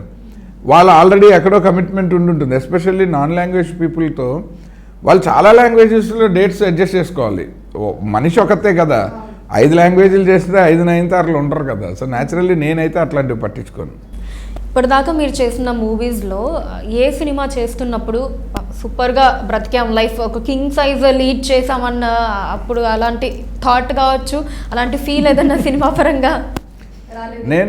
నేను డైరెక్టర్గా అంటే ఏమీ అనుకోకపోయినా నేను ఊహించని సినిమా నాకు వచ్చినందుకు నేను పీపుల్ మీడియా ఫ్యాక్టరీకి ఎప్పుడూ రుణపడి నా మీద నాకు గౌరవం యాజ్ ఎ డైరెక్టర్ కలిగిన సినిమా నా లైఫ్లో ఫోర్స్డ్ ఆర్ఫన్స్. ఎందుకంటే తెలుగు సినిమాల్లో నేను చేయాలనుకున్నది నేను ఇంకా చేయలేదు. ఫ్రాంక్లీ స్పీకింగ్, నేను నిజంగా అంటే నా కెరీర్, నా ప్రొఫైలు తెలుగు సినిమా ఇండస్ట్రీలో దిస్ ఈజ్ నాట్ మీ అన్న విషయం నాకు డే 1 నుంచి ఇప్పటిదాకా ఉంది. అది I fight with my self more than anybody. అందుకే నాకు బయట వాళ్ళతో ఫైటింగ్లు ఉండవు, ఎవరితోనే ఉండదు. ఎందుకంటే నాకే నాకు బొర్లు ఉన్నాయి, ఇప్పుడు అంత ఓపిక లేదు, టైం లేదు అనుకుంటాను నేను. బట్ ఒక డైరెక్టర్గా ఇండస్ట్రీకి వచ్చినందుకు with all this thanks to Telugu industry, ఆ ఎక్స్పీరియన్స్ అండ్ ఆ ప్రొఫైల్ వల్ల ఎక్కడో దేశం కాని దేశంలో, భాష కాని భాషలో వాళ్ళకి సంబంధించిన ఒక నేటివ్ సమస్యతో వాళ్ళు మెచ్చుకునేలాగా ఒక సినిమా చేయగలిగాము అన్నది ఒక ఆనందం వచ్చింది ఆ ఇంగ్లీష్ సినిమా చేసినప్పుడు. And that is something that I never dreamt of in my life. నేనేమో అనుకుని చేసింది కాదు, అనుకుంటే కూడా చేయలేము జనరల్గా. అలాంటి అనుకున్న అవకాశం నాకు ఇచ్చిన నిర్మాతకి నేను ఎప్పుడూ లైఫ్లో రుణపడి ఉంటాను. ఆదిత్య గారికి ఉన్న క్యాలిబర్ని ఇప్పటిదాకా తెలుగు ఇండస్ట్రీ అలాంటి ఆఫర్స్, అంటే ఆదిత్య గారిలో ఉన్న తెలుగు ఇండస్ట్రీకి కావాల్సిన క్యాలిబర్ నాకు లేదనుకోవచ్చు కానీ అట్లా ఏం లేదు. మీరు అన్నారు కదా నేను చేసిన ఇప్పటిదాకా అది నా లోపల నా అసెస్మెంట్. లైక్ ఇప్పుడు నేను మార్కెట్లో అన్ని లవ్ స్టోరీలు ఆడుతున్నాయి కాబట్టి నా ఫస్ట్ సినిమా లవ్ స్టోరీ అయ్యి ఉండాలనుకున్నాను. That is a math. అందులో నా క్రియేటివిటీ కానీ నా తెలివితేటలకి ఏం సంబంధం లేదు. మ్యాథమెటికల్గా నేను నా ఫస్ట్ సినిమా లవ్ స్టోరీ అవ్వాలనుకున్నాను, ఎందుకంటే నేను ఉదయకరణ్తో చేస్తున్నాను. సో వాడు ఆల్రెడీ చిత్రం నువ్వు నేను లాంటి సక్సెస్లు ఉన్నాయి. నా ప్రొడ్యూసర్కి నా మీద ₹1 లాభం వస్తేనే నాకు రెండో సినిమా ఉంటుంది. ఈ ఇండస్ట్రీలో నా వల్ల ఏ ప్రొడ్యూసర్కి ₹1 రాకపోయినా నేను ఉండను ఇండస్ట్రీలో అనుకుని నేను వచ్చాను. సో నాకు క్లారిటీ ఉంది. సో నాది మ్యాథమెటిక్స్.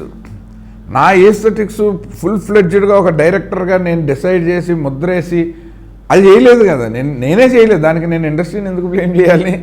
నేను అలాంటి కథ చెప్పాను ఒక హీరోకి, అది మోస్ట్లీ త్వరలో ఓకే అయ్యి ఆ కథని, అంటే నేను ఈ హీరో ఈ కథ చేస్తే బాగుంటుందని డిసైడ్ చేసిన ఒక కథ, అది పట్టాలెక్కితే మాత్రం నేను ప్రౌడ్గా ఫీల్ అవుతా. అది దిస్ ఈజ్ మీ, ఇది నేను ఇది అంటే నేను అనుకున్నది చేయాలి. నేనున్నాను, నాగార్జున గారికి భూపతి రాజా గారు కథ చెప్పి ఆయనకు నచ్చి నేను ప్రొడ్యూసర్ ఓకే అని చేశాం. తర్వాత నుంచి మా దృష్టి అది ఎంత బాగా చేయాలని ఉంటుంది తప్ప నేను నాగార్జున గారికి సార్ ఈ కథ మీరు చేస్తే సూపర్ హిట్ అని చెప్పింది లేదు. అది వచ్చినప్పుడు నేను ప్రౌడ్గా ఫీల్ అవుతా, ఐఎమ్ ద కింగ్. అంటే నేను డిసైడ్ చేయాలి, నేను శాసించాలి, ఇది నా వల్ల సక్సెస్ అయిందని చెప్పాలి. నేను వెంకీ మామ కథ నిజమైన మామ మేనల్లుడితో కనుక చేస్తే, లైక్ చిరంజీవి గారు సాయిధరం తేజ్ లేదా వెంకటేష్ బాబు నాగ చైతన్య ఇద్దరు వేరే స్టార్లు చేస్తే ఆడదు.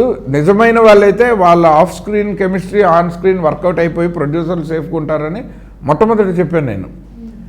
అది నాకు చిన్న సాటిస్ఫాక్షన్, నా judgement right, they made money, అది కావాలంటారు.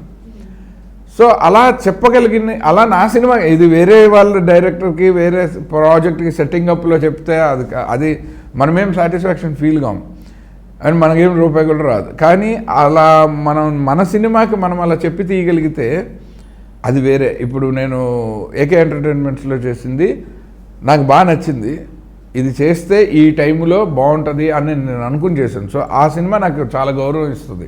అండ్ సునీల్ గారి సినిమా ఇప్పుడు మీరు ఏదైతే మాట్లాడుతున్నారో ఏకే ఎంటర్టైన్మెంట్స్ని, సునీల్ గారు లైక్ స్టార్టింగ్లో మనం కామెడీ క్యారెక్టర్స్లో చూసాం, ఆ తర్వాత హీరోగా టర్న్ అయ్యారు, ఆ తర్వాత మళ్ళీ కొంచెం బ్రేక్ తీసుకొని విలన్గా కూడా చేశారు, విలన్గా కూడా జనాలు యాక్సెప్ట్ చేశారు. మనకి కలర్ ఫోటో కావచ్చు, డిస్కో రాజా, ఇలా ఇప్పుడు ఇన్ని వేరియేషన్స్ ఆల్రెడీ ఆడియన్స్ చూసి ఉన్నారు సునీల్ గారిని. ఇప్పుడు కొత్తగా ఇంకా ఏ మాడ్యులేషన్ లో చూపిద్దాం అనుకుంటున్నారు?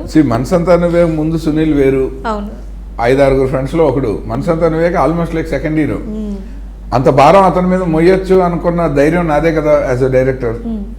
అప్పుడు కూడా ఆ కాన్ఫిడెన్స్ ఎలా వచ్చింది నాకు? అంటే నేను సునీల్ని నమ్మాను, ఇతను హీ కెన్ పుల్ ఆఫ్. నాకు ఒకప్పుడు రేలంగ్ గారి లాగా, తర్వాత జనరేషన్లో బ్రహ్మానందం గారి లాగా 5-6 కమెడియన్లో ఒకడు కాదు, ఒకడే కమెడియన్ అయినా సినిమాని పండించగలమని నేను అతని ఆఫ్ స్క్రీన్ సునీల్తో నాకున్న ట్రావెల్ మూలంగా నేను నమ్మాను. అలాగే సునీల్ కెరీర్లో ఏ దశలో అయినా అతనిలో నటన నా నుంచి ఇంకొంచెం కొత్తగా వస్తుంది మార్కెట్లో కానీ నమ్ముతాను నేను. అంటే నేను డిజైన్ చేసినట్టు ఏదైనా చేయగలిగిన ఫెసిలిటీ ఉన్న ఒక యాక్టర్ నాకు కెమెరా ముందు ఉంటే నేను ఐ కెన్ డూ వండర్స్. అది న్యాచురల్గా నాకు సునీల్తో ఆ కెమిస్ట్రీ ఉంది కాబట్టి నేను ఇప్పటివరకు చూసిన సునీల్ ఉండడు ఈ సినిమాలో. ఇది సునీల్కి కూడా మంచిగా చేస్తుంది, ఎందుకంటే ఎప్పటికప్పుడు తన బార్స్ కూడా పెరుగుతూ వెళ్ళాలి కదా యాజ్ అన్ యాక్టర్.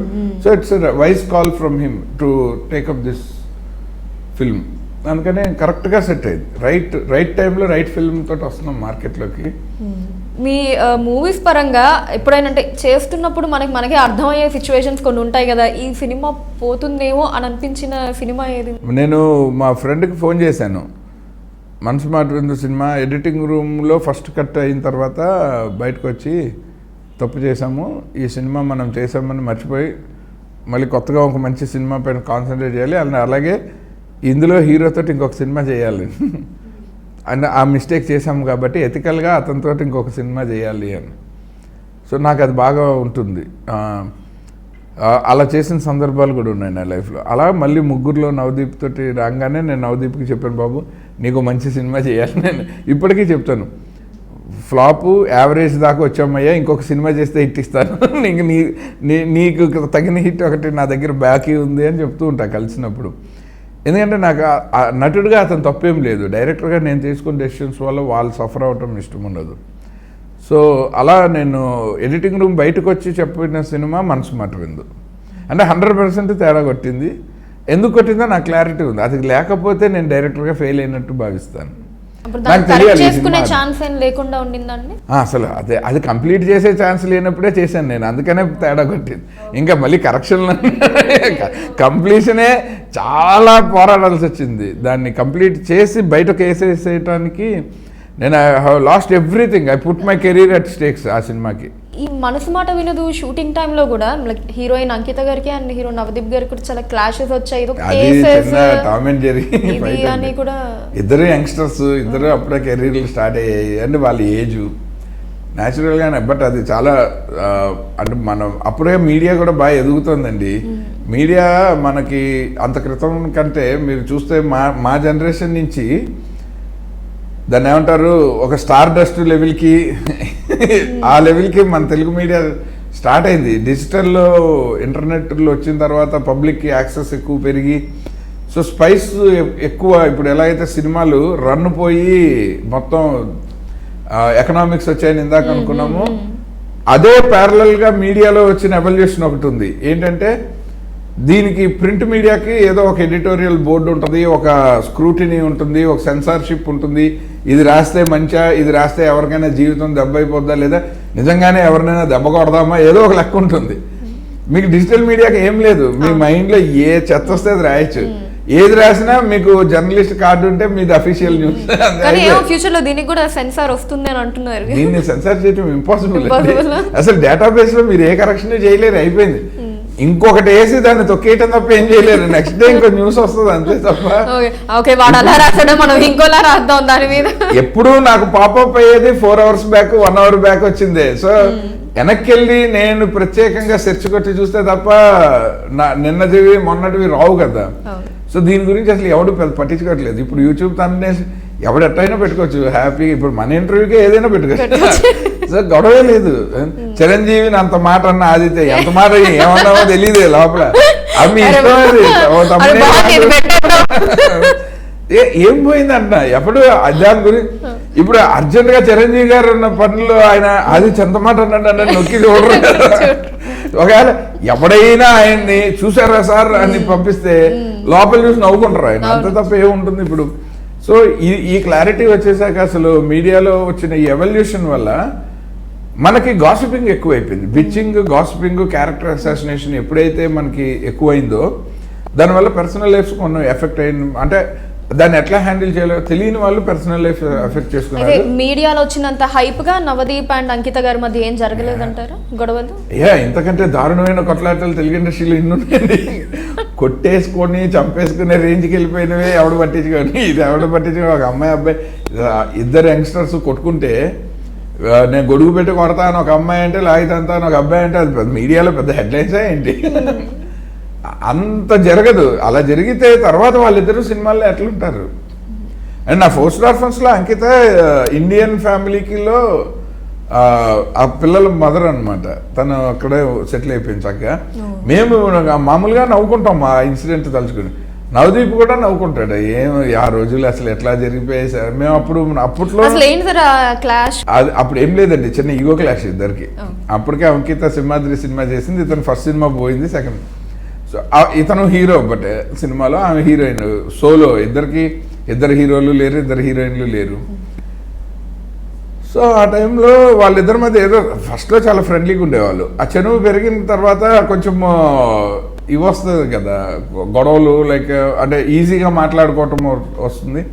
సడన్గా అమ్మాయికి వీడు నన్ను ఎటకారం చేస్తున్నాడు అని ఒక చిన్న డౌట్ వచ్చేది. అంటే వచ్చిరాని తెలుగు మన స్లాంగ్లు ఎలా ఉంటాయి. ఇప్పుడు మామూలుగా దూరం, ఇప్పుడు దగ్గరుండి పార్టిసిపేట్ చేస్తే ఎప్పుడు మిస్అండర్స్టాండింగ్ ఉండదు. దూరంగా ఉండి మేము ఇద్దరం ఏదో నవ్వుకుంటున్నా అక్కడ చూసి నా గురించేనా అని డౌట్లు ఉంటాయి. చాలామంది హీరోయిన్లకు ఉన్నాయి, అంకిత కూడా అందుకు అతీతం ఏం కాదు. సో న్యాచురల్లీ పక్కన మేకప్ కాస్ట్యూమ్స్ వాళ్ళని అడుగుతారు, వాళ్ళకేం తెలిసి ఏదో చెప్పాడిస్తారు. సో అలా కొంచెం చిన్న అలా ఫ్రెండ్షిప్ చిన్నగా క్రాక్ ఇవ్వటం మొదలైన టైంలో నేను ఇక్కడ ఉండిపోయాను. బృందా మాస్టర్ ట్రూప్లో వాళ్ళు మాల్దీవ్స్కి వెళ్ళారు. అక్కడ ఏం జరిగింది అన్నదే నేను ప్రత్యక్షంగా లేను, కానీ నాకు వచ్చిన ఫీడ్బ్యాక్ని బట్టి నేను ఇక్కడ రియాక్ట్ అయ్యాను. నవదీప్ ఏం తప్పు లేదు అన్నారు యూనిట్లో అందరూ, అయితే తప్పు లేదని చెప్పాను. దానికి ఆమె హర్ట్ అయింది. మీరు ఎలా అంటారో మీరు లేరు కదా అని. నేను నా యూనిట్ని పంపించినప్పుడు majority including lady dance master. So న్యాచురల్గా ఏ చిన్న మిస్టేక్ ఉన్నా ఆవిడే నీ సపోర్ట్ అవుతుంది. అంత పెద్ద డ్యాన్స్ కొరియోగ్రాఫరు న్యాచురల్గా ఆవిడ నీకు సపోర్ట్ చేస్తుంటారు కదా. సో ట్యాంట్రమ్స్ నీవి ఎఫెక్టెడ్ అతను. అలాంటప్పుడు మీడియాలో అతను ఎందుకు బ్యాట్ చేయాలి, ఎదుగుతున్న కుర్రాడు, నీకు ఏముంది at any point of time నువ్వు నీ సొంత రాష్ట్రానికి వెళ్ళిపోగలవు. బట్ పొద్దున్న లేస్తే ఇక్కడే వాళ్ళు చూసుకోవాలి, అతన్ని ఎందుకు మనం క్యారెక్టర్ అసాసిన్ చేయాలని చెప్పి నేను, నాగబాబు గారు, తనికెల్ బన్ గారు అందరం వి stood by him.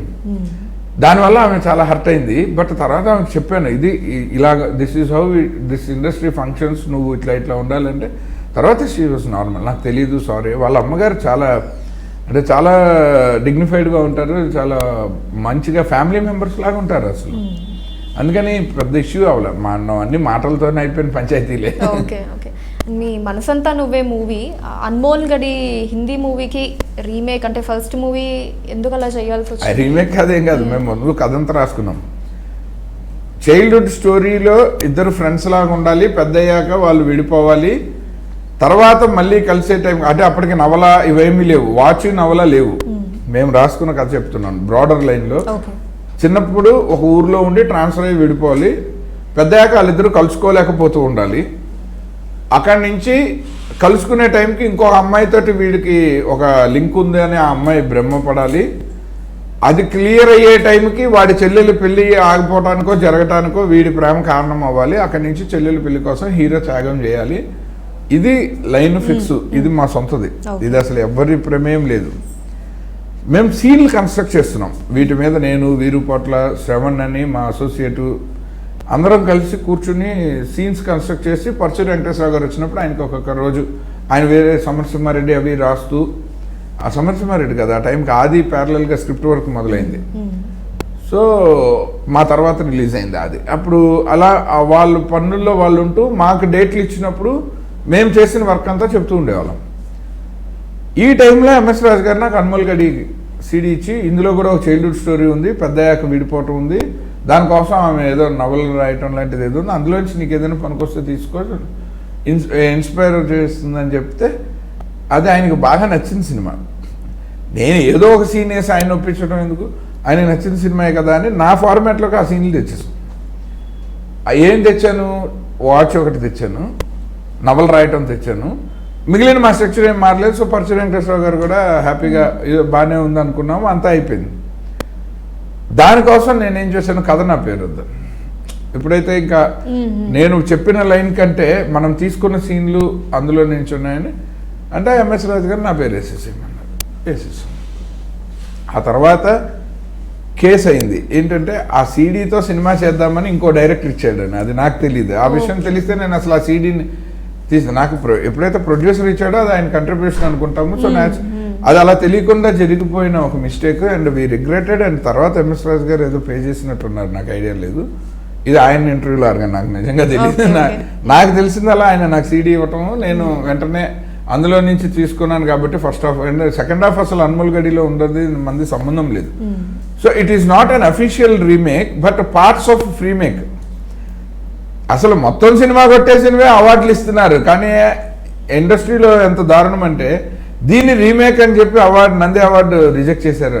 I was so surprise. అరే అంత క్రితం మేము అసిస్టెంట్ డైరెక్టర్లుగా ఫుల్ సినిమా ఇంగ్లీష్ నుంచి తెలుగులో రాసి తీసిన సినిమాలు ఇదేంటి కాదండి. నేను కనీసం 2-3 ఎలిమెంట్లే అండ్ ప్రతిదీ మేము కొత్తగా కన్స్ట్రక్ట్ చేసాం మా సినిమాకి. 100% ఆ సినిమాని మా Sumanth arts productions brain child అని అనగలిగిన సినిమా అది. కాకపోతే ఎంఎస్ రాజు గారి మీద కోపమో, నా మీద కోపమో, లేకపోతే ఉదయ్ కిరణ్ మీద కోపమో, ఏదైనా దానికి అవార్డు రాకూడదు అని డిసైడ్ అయ్యారు. మీ ఇష్టం, అవార్డులు ఎవరికి కావాలి, రాజు గారికి కావాల్సిన డబ్బులు వచ్చాయి, నాకు కావాల్సిన రెండో సినిమా వచ్చింది. రెండో సినిమా నేను ఏ రోజు నెక్స్ట్ సినిమా లేకపోతే ఆ రోజు పెట్టేపాడ. సో నేను మా ఇంట్లో ఉన్నప్పుడు ఇండస్ట్రీకి ఎలా బ్యాగ్ సర్ది అటక మీద పెట్టాను, ఇండస్ట్రీకి వచ్చినప్పుడు ఇంటికి వెళ్ళడానికి కూడా ఒక బ్యాగ్ రెడీ. ఎప్పుడు అమెరికాలో ఉన్నప్పుడు కూడా ఒక బ్యాగ్ సర్ది ఆ రోజు నైట్ ఫ్లైట్ అనుకునేవాడిని. అలా 3 ఏళ్ళు ఉన్నా. సో నేను ముందే ప్రిపేర్ అయ్యి ఉంటాను. హలో మూవీ చూసినప్పుడు ఏమనిపించిందండి మీకు? అంటే అప్పుడు కూడా అన్నారు, నాకు ఆనందం వేసింది, ఒక రకంగా జాలేసింది. ఏంటంటే వీళ్ళు ఇంకా మనసంతరం నుంచి ఎదగలేదని జాలేసింది. నేనే మానేశాను అలాంటి కథలు తీయటం, వీళ్ళు ఇంకా అక్కడి నుంచి బయట రాలేదేంటి అని. నేను శైలజ చూసినప్పుడు అనుకున్నాను, హలో చూసినప్పుడు అనుకున్నా, చాలా సినిమాలు కొన్ని వందలు ఇంకా నాకు గుర్తు కూడా లేవు పేర్లు. ఇవి ఏంటంటే మనకి ఇష్టమైన హీరోలు, ఇష్టమైన కాంపౌండ్లు కాబట్టి కొంచెం రిజిస్టర్ అయ్యి అలాంటి సినిమాలు కథ దశలోనే నాకు వినిపించుంటే ఇంకా బెటర్ రిఫరెన్స్లో లేకపోతే బెటర్ రూటో చెప్పుండేవాడిని. ఇంకా మనసంతా నువ్వే ఆడియన్స్ గుర్తు చేస్తున్నారని ఆనందం కూడా వేసింది. ఎందుకంటే చాలా మంది నాకు నేనే సినిమా తీసినప్పుడు వచ్చిన మెసేజ్లు వచ్చాయి హలో చూసాక. సరే మన కళ్ళ ముందు పెరిగిన హీరో, మనకి బాగా నచ్చిన పిల్లాడు హిట్ అయి ఉంటే బాగుండని బాధపడ్డా. అతను హిట్ కొడితే నాకు చాలా ఆనందం. ఎందుకంటే అతన్ని గ్రోత్ దగ్గరుండి చూశాను, అతను పడే కష్టం. కానీ క్రికెట్ ఆడుతూ కలిసి క్రికెట్ ఆడాము. సో అలా అన్నపూర్ణ కాంపౌండ్లో నాకు ట్రావెల్లో అఖిల్ చాలా మోస్ట్ ఎంటర్టైనింగ్ మెమరీస్ ఉన్న క్యారెక్టర్ అఖిల్ది. సో మా ఇద్దరికి అలా, అందుకని నేను అరే విక్రమ్ కుమార్ అఖిల్తో లవ్ స్టోరీ చేయాల్సి వస్తే ఇంకా బెటర్ లవ్ స్టోరీలు ఉన్నాయి కదా అని బాధపడ్డా. 2 ఏమన్నా ఆదిత్య గారు లక్కీ నెంబర్ అనుకోవచ్చా? అలాగా 2 నెంబర్ అన్నది ఏమన్నా లక్కీ నెంబర్? మామూలుగా ప్రతి హీరో తోటి మాక్సిమం 2 సినిమాలు, ప్రతి ప్రొడ్యూసర్ తో కూడా 2 లక్కీ నెంబర్ కాదు. ఫస్ట్ దాంట్లో మనం హిట్ కొడితేనో లేకపోతే మన బిహేవియర్ నచ్చితేనో ఇంకొకటి తీద్దాం అనుకుంటారు.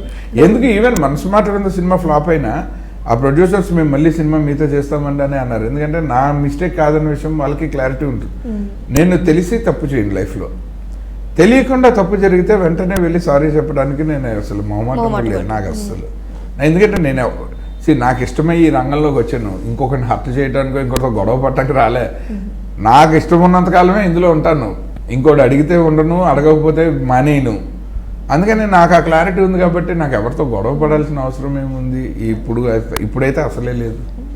ఉదయ్ కిరణ్ గారితో 2 సినిమాలు, నాగార్జున గారితో 2 సినిమాలు, నవదీప్తో 2 సినిమాలు ఇలా ఉన్నాయి. సిద్ధార్థతో చేయాలి, బాకీ ఉంది. సిద్ధార్థతో ఆటా సినిమా లాంటిది కాకుండా ఒక బొమ్మరిల్ లాంటి సాఫ్ట్ సినిమా చేస్తుంటే అతను కూడా 2 చేస్తుండేవాడు. అతనికి నచ్చలేదు, నువ్వు నా ఇమేజ్ మొత్తం జరగదు. నాతో అప్పటిదాకా హీరోయిన్లే దెబ్బలాడారు, Siddharth is the first hero. నువ్వు నా ఫ్యామిలీ ఆడియన్స్ నాకు దూరం చేసావంటాడు. అరే నిన్ను మాస్క్ దగ్గర చేశానని అనుకోవచ్చు కదా అనేవాడిని. లేదు లేదు నువ్వు నన్ను మోసం చేసావంటాడు. లేదు, ఈ సినిమా ఏ పరిస్థితుల్లో తీసామో తెలుసు కదా బాబు. అలా తీసినప్పుడు అది కమర్షియల్గా సేఫ్ సినిమా.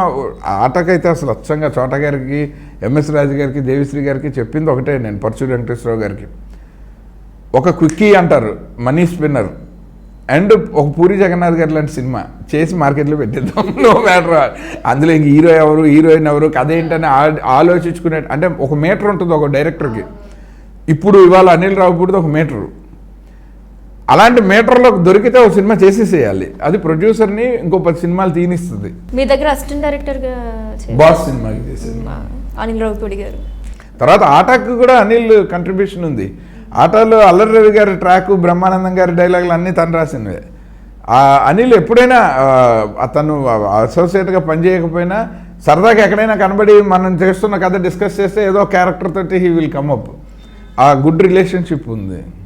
అప్పట్లోనే ఈ కామెడీ అతను అసలు మెయిన్ కోర్ స్ట్రెంగ్త్. అండ్ అద్భుతంగా నటించి చెప్తాడు. తన కాలేజీలో స్కిట్స్ కూడా వేసేవాడు. So he acts very well. చూస్తే నేను అసలు అనిల్ని చూసి ఇప్పటిదాకా నాకు తెలిసి లైఫ్లో నవ్వకుండా లేను, నాకు కనబడితే నవ్వకుండా లేను. అంటే బ్రహ్మానందం గారు ఒక టైంలో స్క్రీన్ మీద కనబడితే ఎట్లాగో రియల్ లైఫ్లో అనిల్ రావుపూడి కనబడితే ఫస్ట్ నవ్వు వస్తుంది. ఎందుకంటే తను అలాగే అంతే వామ్ ఉంటుంది, అంత ఎంటర్టైనింగ్ ఉంటాడు. బేసిక్గా తన స్టైలే అది. అతను నాకు తెలిసి భయంకరమైన సాడ్ తీసినా మనం నవ్విస్తాడు, ఏడిపించడం ఇష్టం లేదు అతనికి.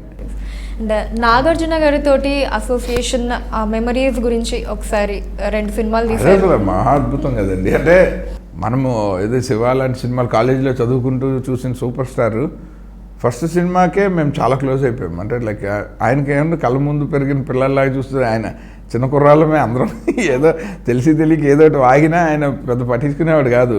మాందేమో అప్కమింగ్ కెరీరు.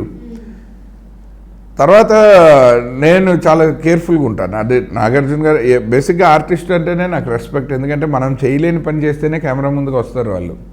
అండ్ కొన్ని కోట్ల మంది వాళ్ళని ఆరాధిస్తారు, మనీ కాదు. వాళ్ళని మనం వీళ్ళు ఆరాధించేలా చూపించటమే మన పని. We are messengers from the audience to actors. So నాకు ఆ క్లారిటీ ఉంది కాబట్టి నాకు ఆర్టిస్టులు అంటే చాలా రెస్పెక్ట్ ఉంటుంది. అందుకని I deal with them very professionally, నైస్గా ఉంటుంది. ఆయనకి నా బిహేవియర్ కానీ, మామూలుగా నా డిస్కషన్ స్టైల్ కానీ, అండ్ బేసికల్గా ఆయన మ్యూజిక్ లవరు. సో మనసంతా నువ్వే శ్రీరామ్ పాటలు ఆయన కార్లో చాలా ప్లే అయ్యేవట. నేను నాకు ఫస్ట్ చెప్పింది ఏంటంటే, మ్యూజిక్ విషయంలో మనం వేలు పెట్టద్దండి, ఈ అబ్బాయికి మంచి ఇయర్ ఉంది అన్నాడు ఆయన. సో అది నాకు చాలా కాన్ఫిడెన్స్, అంటే ఒక రకమైన ఆరాధన మొదలైపోయింది ఆయన మీద. అంటే నా స్ట్రెంగ్త్ ఏంటి, సినిమాలో టక్కని పట్టగలిగిన ఒక పెద్ద హీరో. సో న్యాచురల్గా అందుకని నేను బాస్ సినిమాకి కూడా ఆయన నాకే వదిలేశాడు, నేనున్నానికి డెసిషన్ నాకే వదిలేశారు. సో నా బాధ్యత ఇంకా పెరిగింది. అందుకని ఆల్బమ్స్ కూడా బాగా వచ్చాయి. ఆయనకి ఇష్టం తర్వాత ఆ 2 సినిమాలప్పుడు ఆయన చాలా జెల్ అయిపోయి పర్సనల్ లైఫ్కి సంబంధించి ఒక సెలబ్రిటీ స్టేటస్ వస్తే ఎట్లా ఉంటుంది, డబ్బులు వచ్చేస్తే ఎట్లా పోతాయి, ఇవన్నీ ఆయన రకరకాల ఎక్స్పీరియన్సెస్ షేర్ చేసి చాలా జాగ్రత్తలు చెప్పాడు. మనిషి మందు తాగకుండా, మందులు లేకుండా నిద్రపోతే నిద్ర వచ్చేటట్టుంటే నువ్వు కెరీర్ స్వచ్ఛంగా లీడ్ చేస్తున్నట్టు అన్నాడు ఆయన. ఇవాళ దాకా టచ్వుడ్ నేను అదే పాటిస్తున్నాను. అంటే ఆలోచనల్లో బ్యాక్లాగ్స్ ఉండకూడదు, ఎక్కడో మనం ఒక నెగిటివ్ ఎనర్జీ ఉండకూడదు, పీస్ఫుల్గా మంచం ఎక్కి పడుకుంటే నిద్ర చేయాలి. అంటే అంత ప్రశాంతత మన లైఫ్లో ఉండాలంటే మనలో ఉండాలి ఫస్ట్. సో అలా ఆయన ఇన్ఫ్లుయెన్స్ నేను అసిస్టెంట్ డైరెక్టర్గా రాబోయే చందమామ చేశాను, ఒక షెడ్యూల్ చేశాను, 2 షెడ్యూల్స్. అప్పుడే అశ్విని దత్ గారు, స్వప్న గారు వీళ్ళందరూ అప్పటి నుంచే వాళ్ళతో రిలేషన్ స్టార్ట్ అయింది. అప్పుడే నాగార్జున గారు బాగా క్లోజ్ అయ్యారు, ఎందుకంటే మేము జర్మనీలో ఒక షెడ్యూల్ చేసాము, స్విట్జర్లాండ్ అండ్ జర్మనీ, వైజాగ్లో ఒక షెడ్యూల్ చేసాం. ఆ బిగినింగ్ ఎండింగ్ నేను లేను. ఆ గెస్ట్ రోల్ అసోసియేట్గా నేను చేసినప్పుడే ఆయన నన్ను చాలా లైక్ చేయటం మొదలుపెట్టేశాడు. జయంత్ గారి దగ్గర చేస్తూ ఒకరోజు ఇలాగా బీచ్లో, వైజాగ్ బీచ్లో భుజం మీద చేసి షార్ట్ రెడీ అవ్వట్లేదు, ఇంకా ఏదో వర్క్ జరుగుతుంది, ఆయన అలా నడుచుకుంటూ తీసుకెళ్ళి ఒక మాట చెప్పాడు. నెక్స్ట్ జనరేషన్లో ఇండస్ట్రీలో కాబోయే డైరెక్టర్లు మీరు ఒకటి గుర్తుపెట్టుకోండి, మీరు మహా అద్భుతం చేయగలిగే ఫెసిలిటీ మార్కెట్ ఉంటే చేసుకోండి, కావాలని మీ సరదా కోసమో శాడిజం కోసమో ఒక నిర్మాత డబ్బుల్ని మీరు తగలేయకండి. ఎకనామిక్ వైబిలిటీ లేని సినిమా నువ్వు ఎంత అద్భుతం చేసినా నీకు 2వ సినిమా ఉండదు, ఇది గుర్తుపెట్టుకోవాలి మీ డైరెక్టర్లు అందరూ అన్నాడు ఆయన. నాకు అది స్ట్రాంగ్గా మైండ్లో పడింది. ఆ రోజునే నేను డిసైడ్ చేసుకున్నా, నాకు ఒక ప్రొడ్యూసరు 3 కోట్లు బడ్జెట్ అంటే నేను 2.5 నుంచి 2.80లో ఫినిష్ చేస్తా. ఆ 20-30 లక్షలు నేను అండర్ ప్రొడక్షన్ ఇప్పటికీ మిగులుస్తూనే ఉన్నాను. తర్వాత కావాలని కథ కంటే కూడా ప్రొడ్యూసర్లు 50 లక్షల్లో చేయండి, కథ ఏమో బాహుబలి లాంటి కథ ఎలిమెంట్లు ఉండాలి, అలాంటి మిస్ మ్యాచ్లు అయితే నేనేం చేయను, నీ కర్మ ముందు చెప్పేస్తాను, ఇది ఇంతలో అవ్వదు, లేదు ట్రై చేద్దామంటే రిస్క్ తీసుకోవడానికి రెడీ అయితే చేస్తాను. కానీ నీకు బడ్జెట్ ఇంతే అయినప్పుడు అప్పుడు నేను చెప్పిన కథ తీయి, నీకు అంతకంటే ఒక 10-15 తీసిచ్చేస్తాను. నేను చెప్పిన కథ అంటే నా సొంత కథ కాదు, నేను రైటర్స్ దగ్గర విన్న కథ అయినా నేను ఆ పారామీటర్ సెట్ చేస్తాను. అలాగా నేను అప్పటి నుంచి నేను దాన్ని నా కెరీర్కి ఒక పార్ట్ టైం లాగా నేను దాన్ని ఫాలో చేస్తూ వస్తున్నాను. అండ్ ఇవాళకి అందులోనే నాకు ఎంత బడ్జెట్ ఇచ్చారో నేను ఏదో ఒక రకంగా నా ఆబ్లిగేషన్ వాడో, ఒక ఓన్ లొకేషన్ తెచ్చో, ఆర్టిస్ట్ని ఈ సినిమాకి మీకు ఏం రాదు కానీ క్యారెక్టర్ బాగుంటుంది, నాకు పెద్ద ఆర్టిస్ట్ కావాలి కానీ ఇక్కడ అంత బడ్జెట్ లేదు, సో వాళ్ళు ఇచ్చింది తీసేసుకోండి అని చెప్పో, ఇలాగే ఏదో ఒకటి చేసి నేను I convince and I try to magnify the project with the given budget. ఆ ఫెసిలిటీ తీసుకోవడానికి ట్రై చేస్తాను ఎవ్రీ టైం. ఇప్పుడు మనతో వర్క్ చేసిన ఆర్టిస్టులు కావచ్చు, లేదా మన దగ్గర అసోసియేట్గా, అసిస్టెంట్గా చేసిన డైరెక్టర్స్ కావచ్చు, వీళ్ళు ఎదిగితే మనకి ఎంత సంతోషం ఉంటుందో. ఫర్ ఎగ్జాంపుల్ ఇందాక అనిల్ రావిపూడి గారి విషయమే మాట్లాడుకున్నాం. సేమ్ టైం వాళ్ళు అనుకోని పరిస్థితుల్లో లోకాన్ని విడిచి వెళ్ళిపోయినా అంతే బాధగా ఉంటుంది. ఇక్కడ ఉదయ్ కిరణ్ గారు అండ్ ఆర్తి అగర్వాల్ గారు ఇద్దరు గురించి మాట్లాడుకోవాలి. ఇద్దరితో కూడా మీరు డైరెక్టర్గా మూవీస్ చేస్తున్నారు. ఒకరిది న్యాచురల్ డెత్ అయితే ఇంకొకరిది అన్యాచురల్ డెత్. ఆర్తిది నాకు చాలా బాధ వేస్తుంది, ఉదయ్ కిరణ్ది చాలా కోపం వస్తుంది. అంటే ఇద్దరి మీద అంతే ప్రేమ ఉంది. ఆర్తి వాళ్ళ ఫాదరు వాళ్ళందరూ నన్ను వాళ్ళ ఇంట్లో పెద్ద కొడుకు అని పిలిచేవాళ్ళు. తూ మేరా బడా బేటా అనేవాడు ఆయన. చాలా క్లోజ్. వాళ్ళ ఇండస్ట్రీకి వచ్చి నువ్వు నాకు నచ్చావు హిట్ అయిన తర్వాత నాకు పరిచయం అయ్యారు. కానీ బట్ త్రూ కామన్ ఫ్రెండ్స్ మేము చాలా క్లోజు. అందుకే వాళ్ళ నాన్నగారికి నేను అంటే చాలా ఇష్టం. ఆయన అందుకే సెకండ్ హీరోయిన్ అయినా అప్పటికే ఆ అమ్మాయి టాప్ హీరోలు అందరికీ మెయిన్ హీరోయిన్ అయినా నేను డైరెక్టర్ అనగానే నేను నన్ను వెంటనే డేట్స్ ఇచ్చింది ఆమె. సో అలాంటి ఒక మంచి రిలేషన్ ఉండింది. ఈవెన్ ఆఫ్టర్ నేనున్నాను మేము చాలా బాగా ట్రావెల్ చేసాం. ఏదైనా వాళ్ళకి ఒక ప్రెస్ మీట్లో ఏదైనా మాట్లాడాలంటే అది రాంగ్గా రిఫ్లెక్ట్ అవ్వకుండా ఉండాలంటే ఏం చేయాలని నన్ను అడుగుతుండేవాళ్ళు. అలాంటి ట్రావెల్ ఉన్న అమ్మాయి అంత మంచి రౌండ్, అంటే అసలు మన భాష కాదు, మన దేశం నుంచి రాలేదు, నార్త్ ఇండియన్ అయినా పుట్టి పెరిగిన అమెరికాలో, చిన్నప్పటి నుంచి అక్కడ పెరిగింది. సో అసలు తన టోటల్లీ ఒక డిఫరెంట్ అట్మాస్ఫియర్ నుంచి సడన్గా వచ్చేటప్పని ఏదో తిరణాల్లో తప్పైన పిల్లలాగా తెలుగు ఇండస్ట్రీకి వచ్చింది. సో అక్కడికి చాలా జాగ్రత్తగా వాళ్ళ ఫాదర్ ప్రొటెక్ట్ చేసుకుంటూ వచ్చారు. So what all happened is happened. కానీ తను పాపం ఒక ఆపరేషన్ ఫెయిల్ అయ్యి, ఒక సర్జరీ ఫెయిల్ అయ్యి చనిపోవటం అన్నది చాలా బాధ వేసేసింది. అది జీర్ణించుకోలేని ఫ్యాక్ట్. ఎప్పుడు తన గురించి తలుచుకుంటే నాకు చాలా బాధ వేస్తుంది. ఎందుకంటే we spend lot of time together. Like మేము ఇద్దరు అంటే నేను వేరే సినిమాలు చేస్తున్నా, వాళ్ళ ఫ్యామిలీ అందరం కలిసి గెట్ టుగెదర్లకి లేకపోతే ఏదో ఒక హోటల్కి డిన్నర్కి అట్లా వెళ్తూ ఉండేవాళ్ళం. So we use to spend lot of time. లేదా నేను యూఎస్కి ఏదైనా కన్వెన్షన్కి వెళ్తున్నప్పుడు లేకపోతే వాళ్ళ ఇంటికి వెళ్ళి సో అక్కడ కూడా వాళ్ళ మదరు, వాళ్ళ బ్రదరు, అదితి అందరూ చాలా క్లోజ్ మేము. అలా ఉన్న టైంలో టక్కనే ఒక కనెక్షన్ కట్ అయినట్టు అయిపోయింది. అది చాలా పెయిన్ఫుల్గా. అండ్ తను పెళ్లి చేసుకుని మళ్ళీ హైదరాబాద్కి వచ్చినప్పుడు కూడా అమృత క్యాసిల్లో నన్ను డిన్నర్కి పిలిస్తే వెంటనే వెళ్ళాను నేను. చాలా కాలం తర్వాత వచ్చింది. అప్పటికే అపోలోలో హెడ్ ఇంజరీ అది అయి తగ్గిన తర్వాత వచ్చింది. ఎలా ఉందో చూసొద్దామని. So we had nice time అనమాట. అదే లాస్ట్ చూడటం నేను. అలాంటి అమ్మాయి పోతే చాలా బాధేసింది. ఉదయ్ కిరణ్ది చాలా బాధాకరమైన విషయమే, అందులో డౌట్ లేదు. మళ్ళీ ఆడి ఫ్యాన్స్ కింద కామెంట్లు వాళ్ళు సగం అర్థం చేసుకోరు నేను చెప్పి ఏదో ఒకటి పెడతారు. కానీ నేనేమంటానంటే, ఇంతమంది కోట్ల మంది అభిమానాన్ని సంపాదించిన తర్వాత నువ్వు దాన్ని నమ్మాలి. ఇండస్ట్రీలో సక్సెస్ వచ్చిన ఫెయిల్యూర్ ఎవరికి తెలుసు? నువ్వు ఏది నిన్ను హీరోయిన్ చేసింది? Audience acceptance. ఇండస్ట్రీ కాదు. ఇండస్ట్రీ అవకాశం ఇస్తుంది, ప్రూవ్ అయితే ఇంకో అవకాశం ఇస్తుంది, ప్రూవ్ కాకపోతే ఇవ్వదు. నాలాంటి వాడితో పనిచేసి ఎన్నోసార్లు నేను చెప్పుంటాను కదా, నేను ఎట్లా తీసుకున్నాను మనసంతో నువ్వే సక్సెస్ని. నేను అసలు ఏమీ పట్టించుకోలే, హాయిగా మళ్ళీ మా ఇంటి కింద క్రికెట్ ఆడుకుంటున్నాను. ఎందుకంటే అది మంది కాదు. వాళ్ళకి సినిమా నచ్చింది, ఆదిత్య నచ్చలే. అలాగే వాడు కూడా ఆ క్యారెక్టర్ నచ్చుండొచ్చు, ఆ హీరో నచ్చుండొచ్చు. బట్ పర్సనల్ లైఫ్ అంటూ ఒకటి ఉండాలి, దాన్ని మనం బిల్డ్ చేసుకోవాలి, దాన్ని మనం కన్సిస్టెంట్గా మెయింటైన్ చేసుకోవాలి. ఎందుకంటే ఎప్పుడైనా ఎస్పెషల్లీ ఎంటర్టైన్మెంట్ ఇండస్ట్రీ అనేది ఒక రోలర్ కోస్టర్ రైడ్, అప్స్ ఉంటాయి, డౌన్స్ ఉంటాయి. కానీ మన పర్సనల్ లైఫ్ దాని కింద స్టడీగా ఉన్న రాడ్ లాగా ఉండాలంటాను నేను.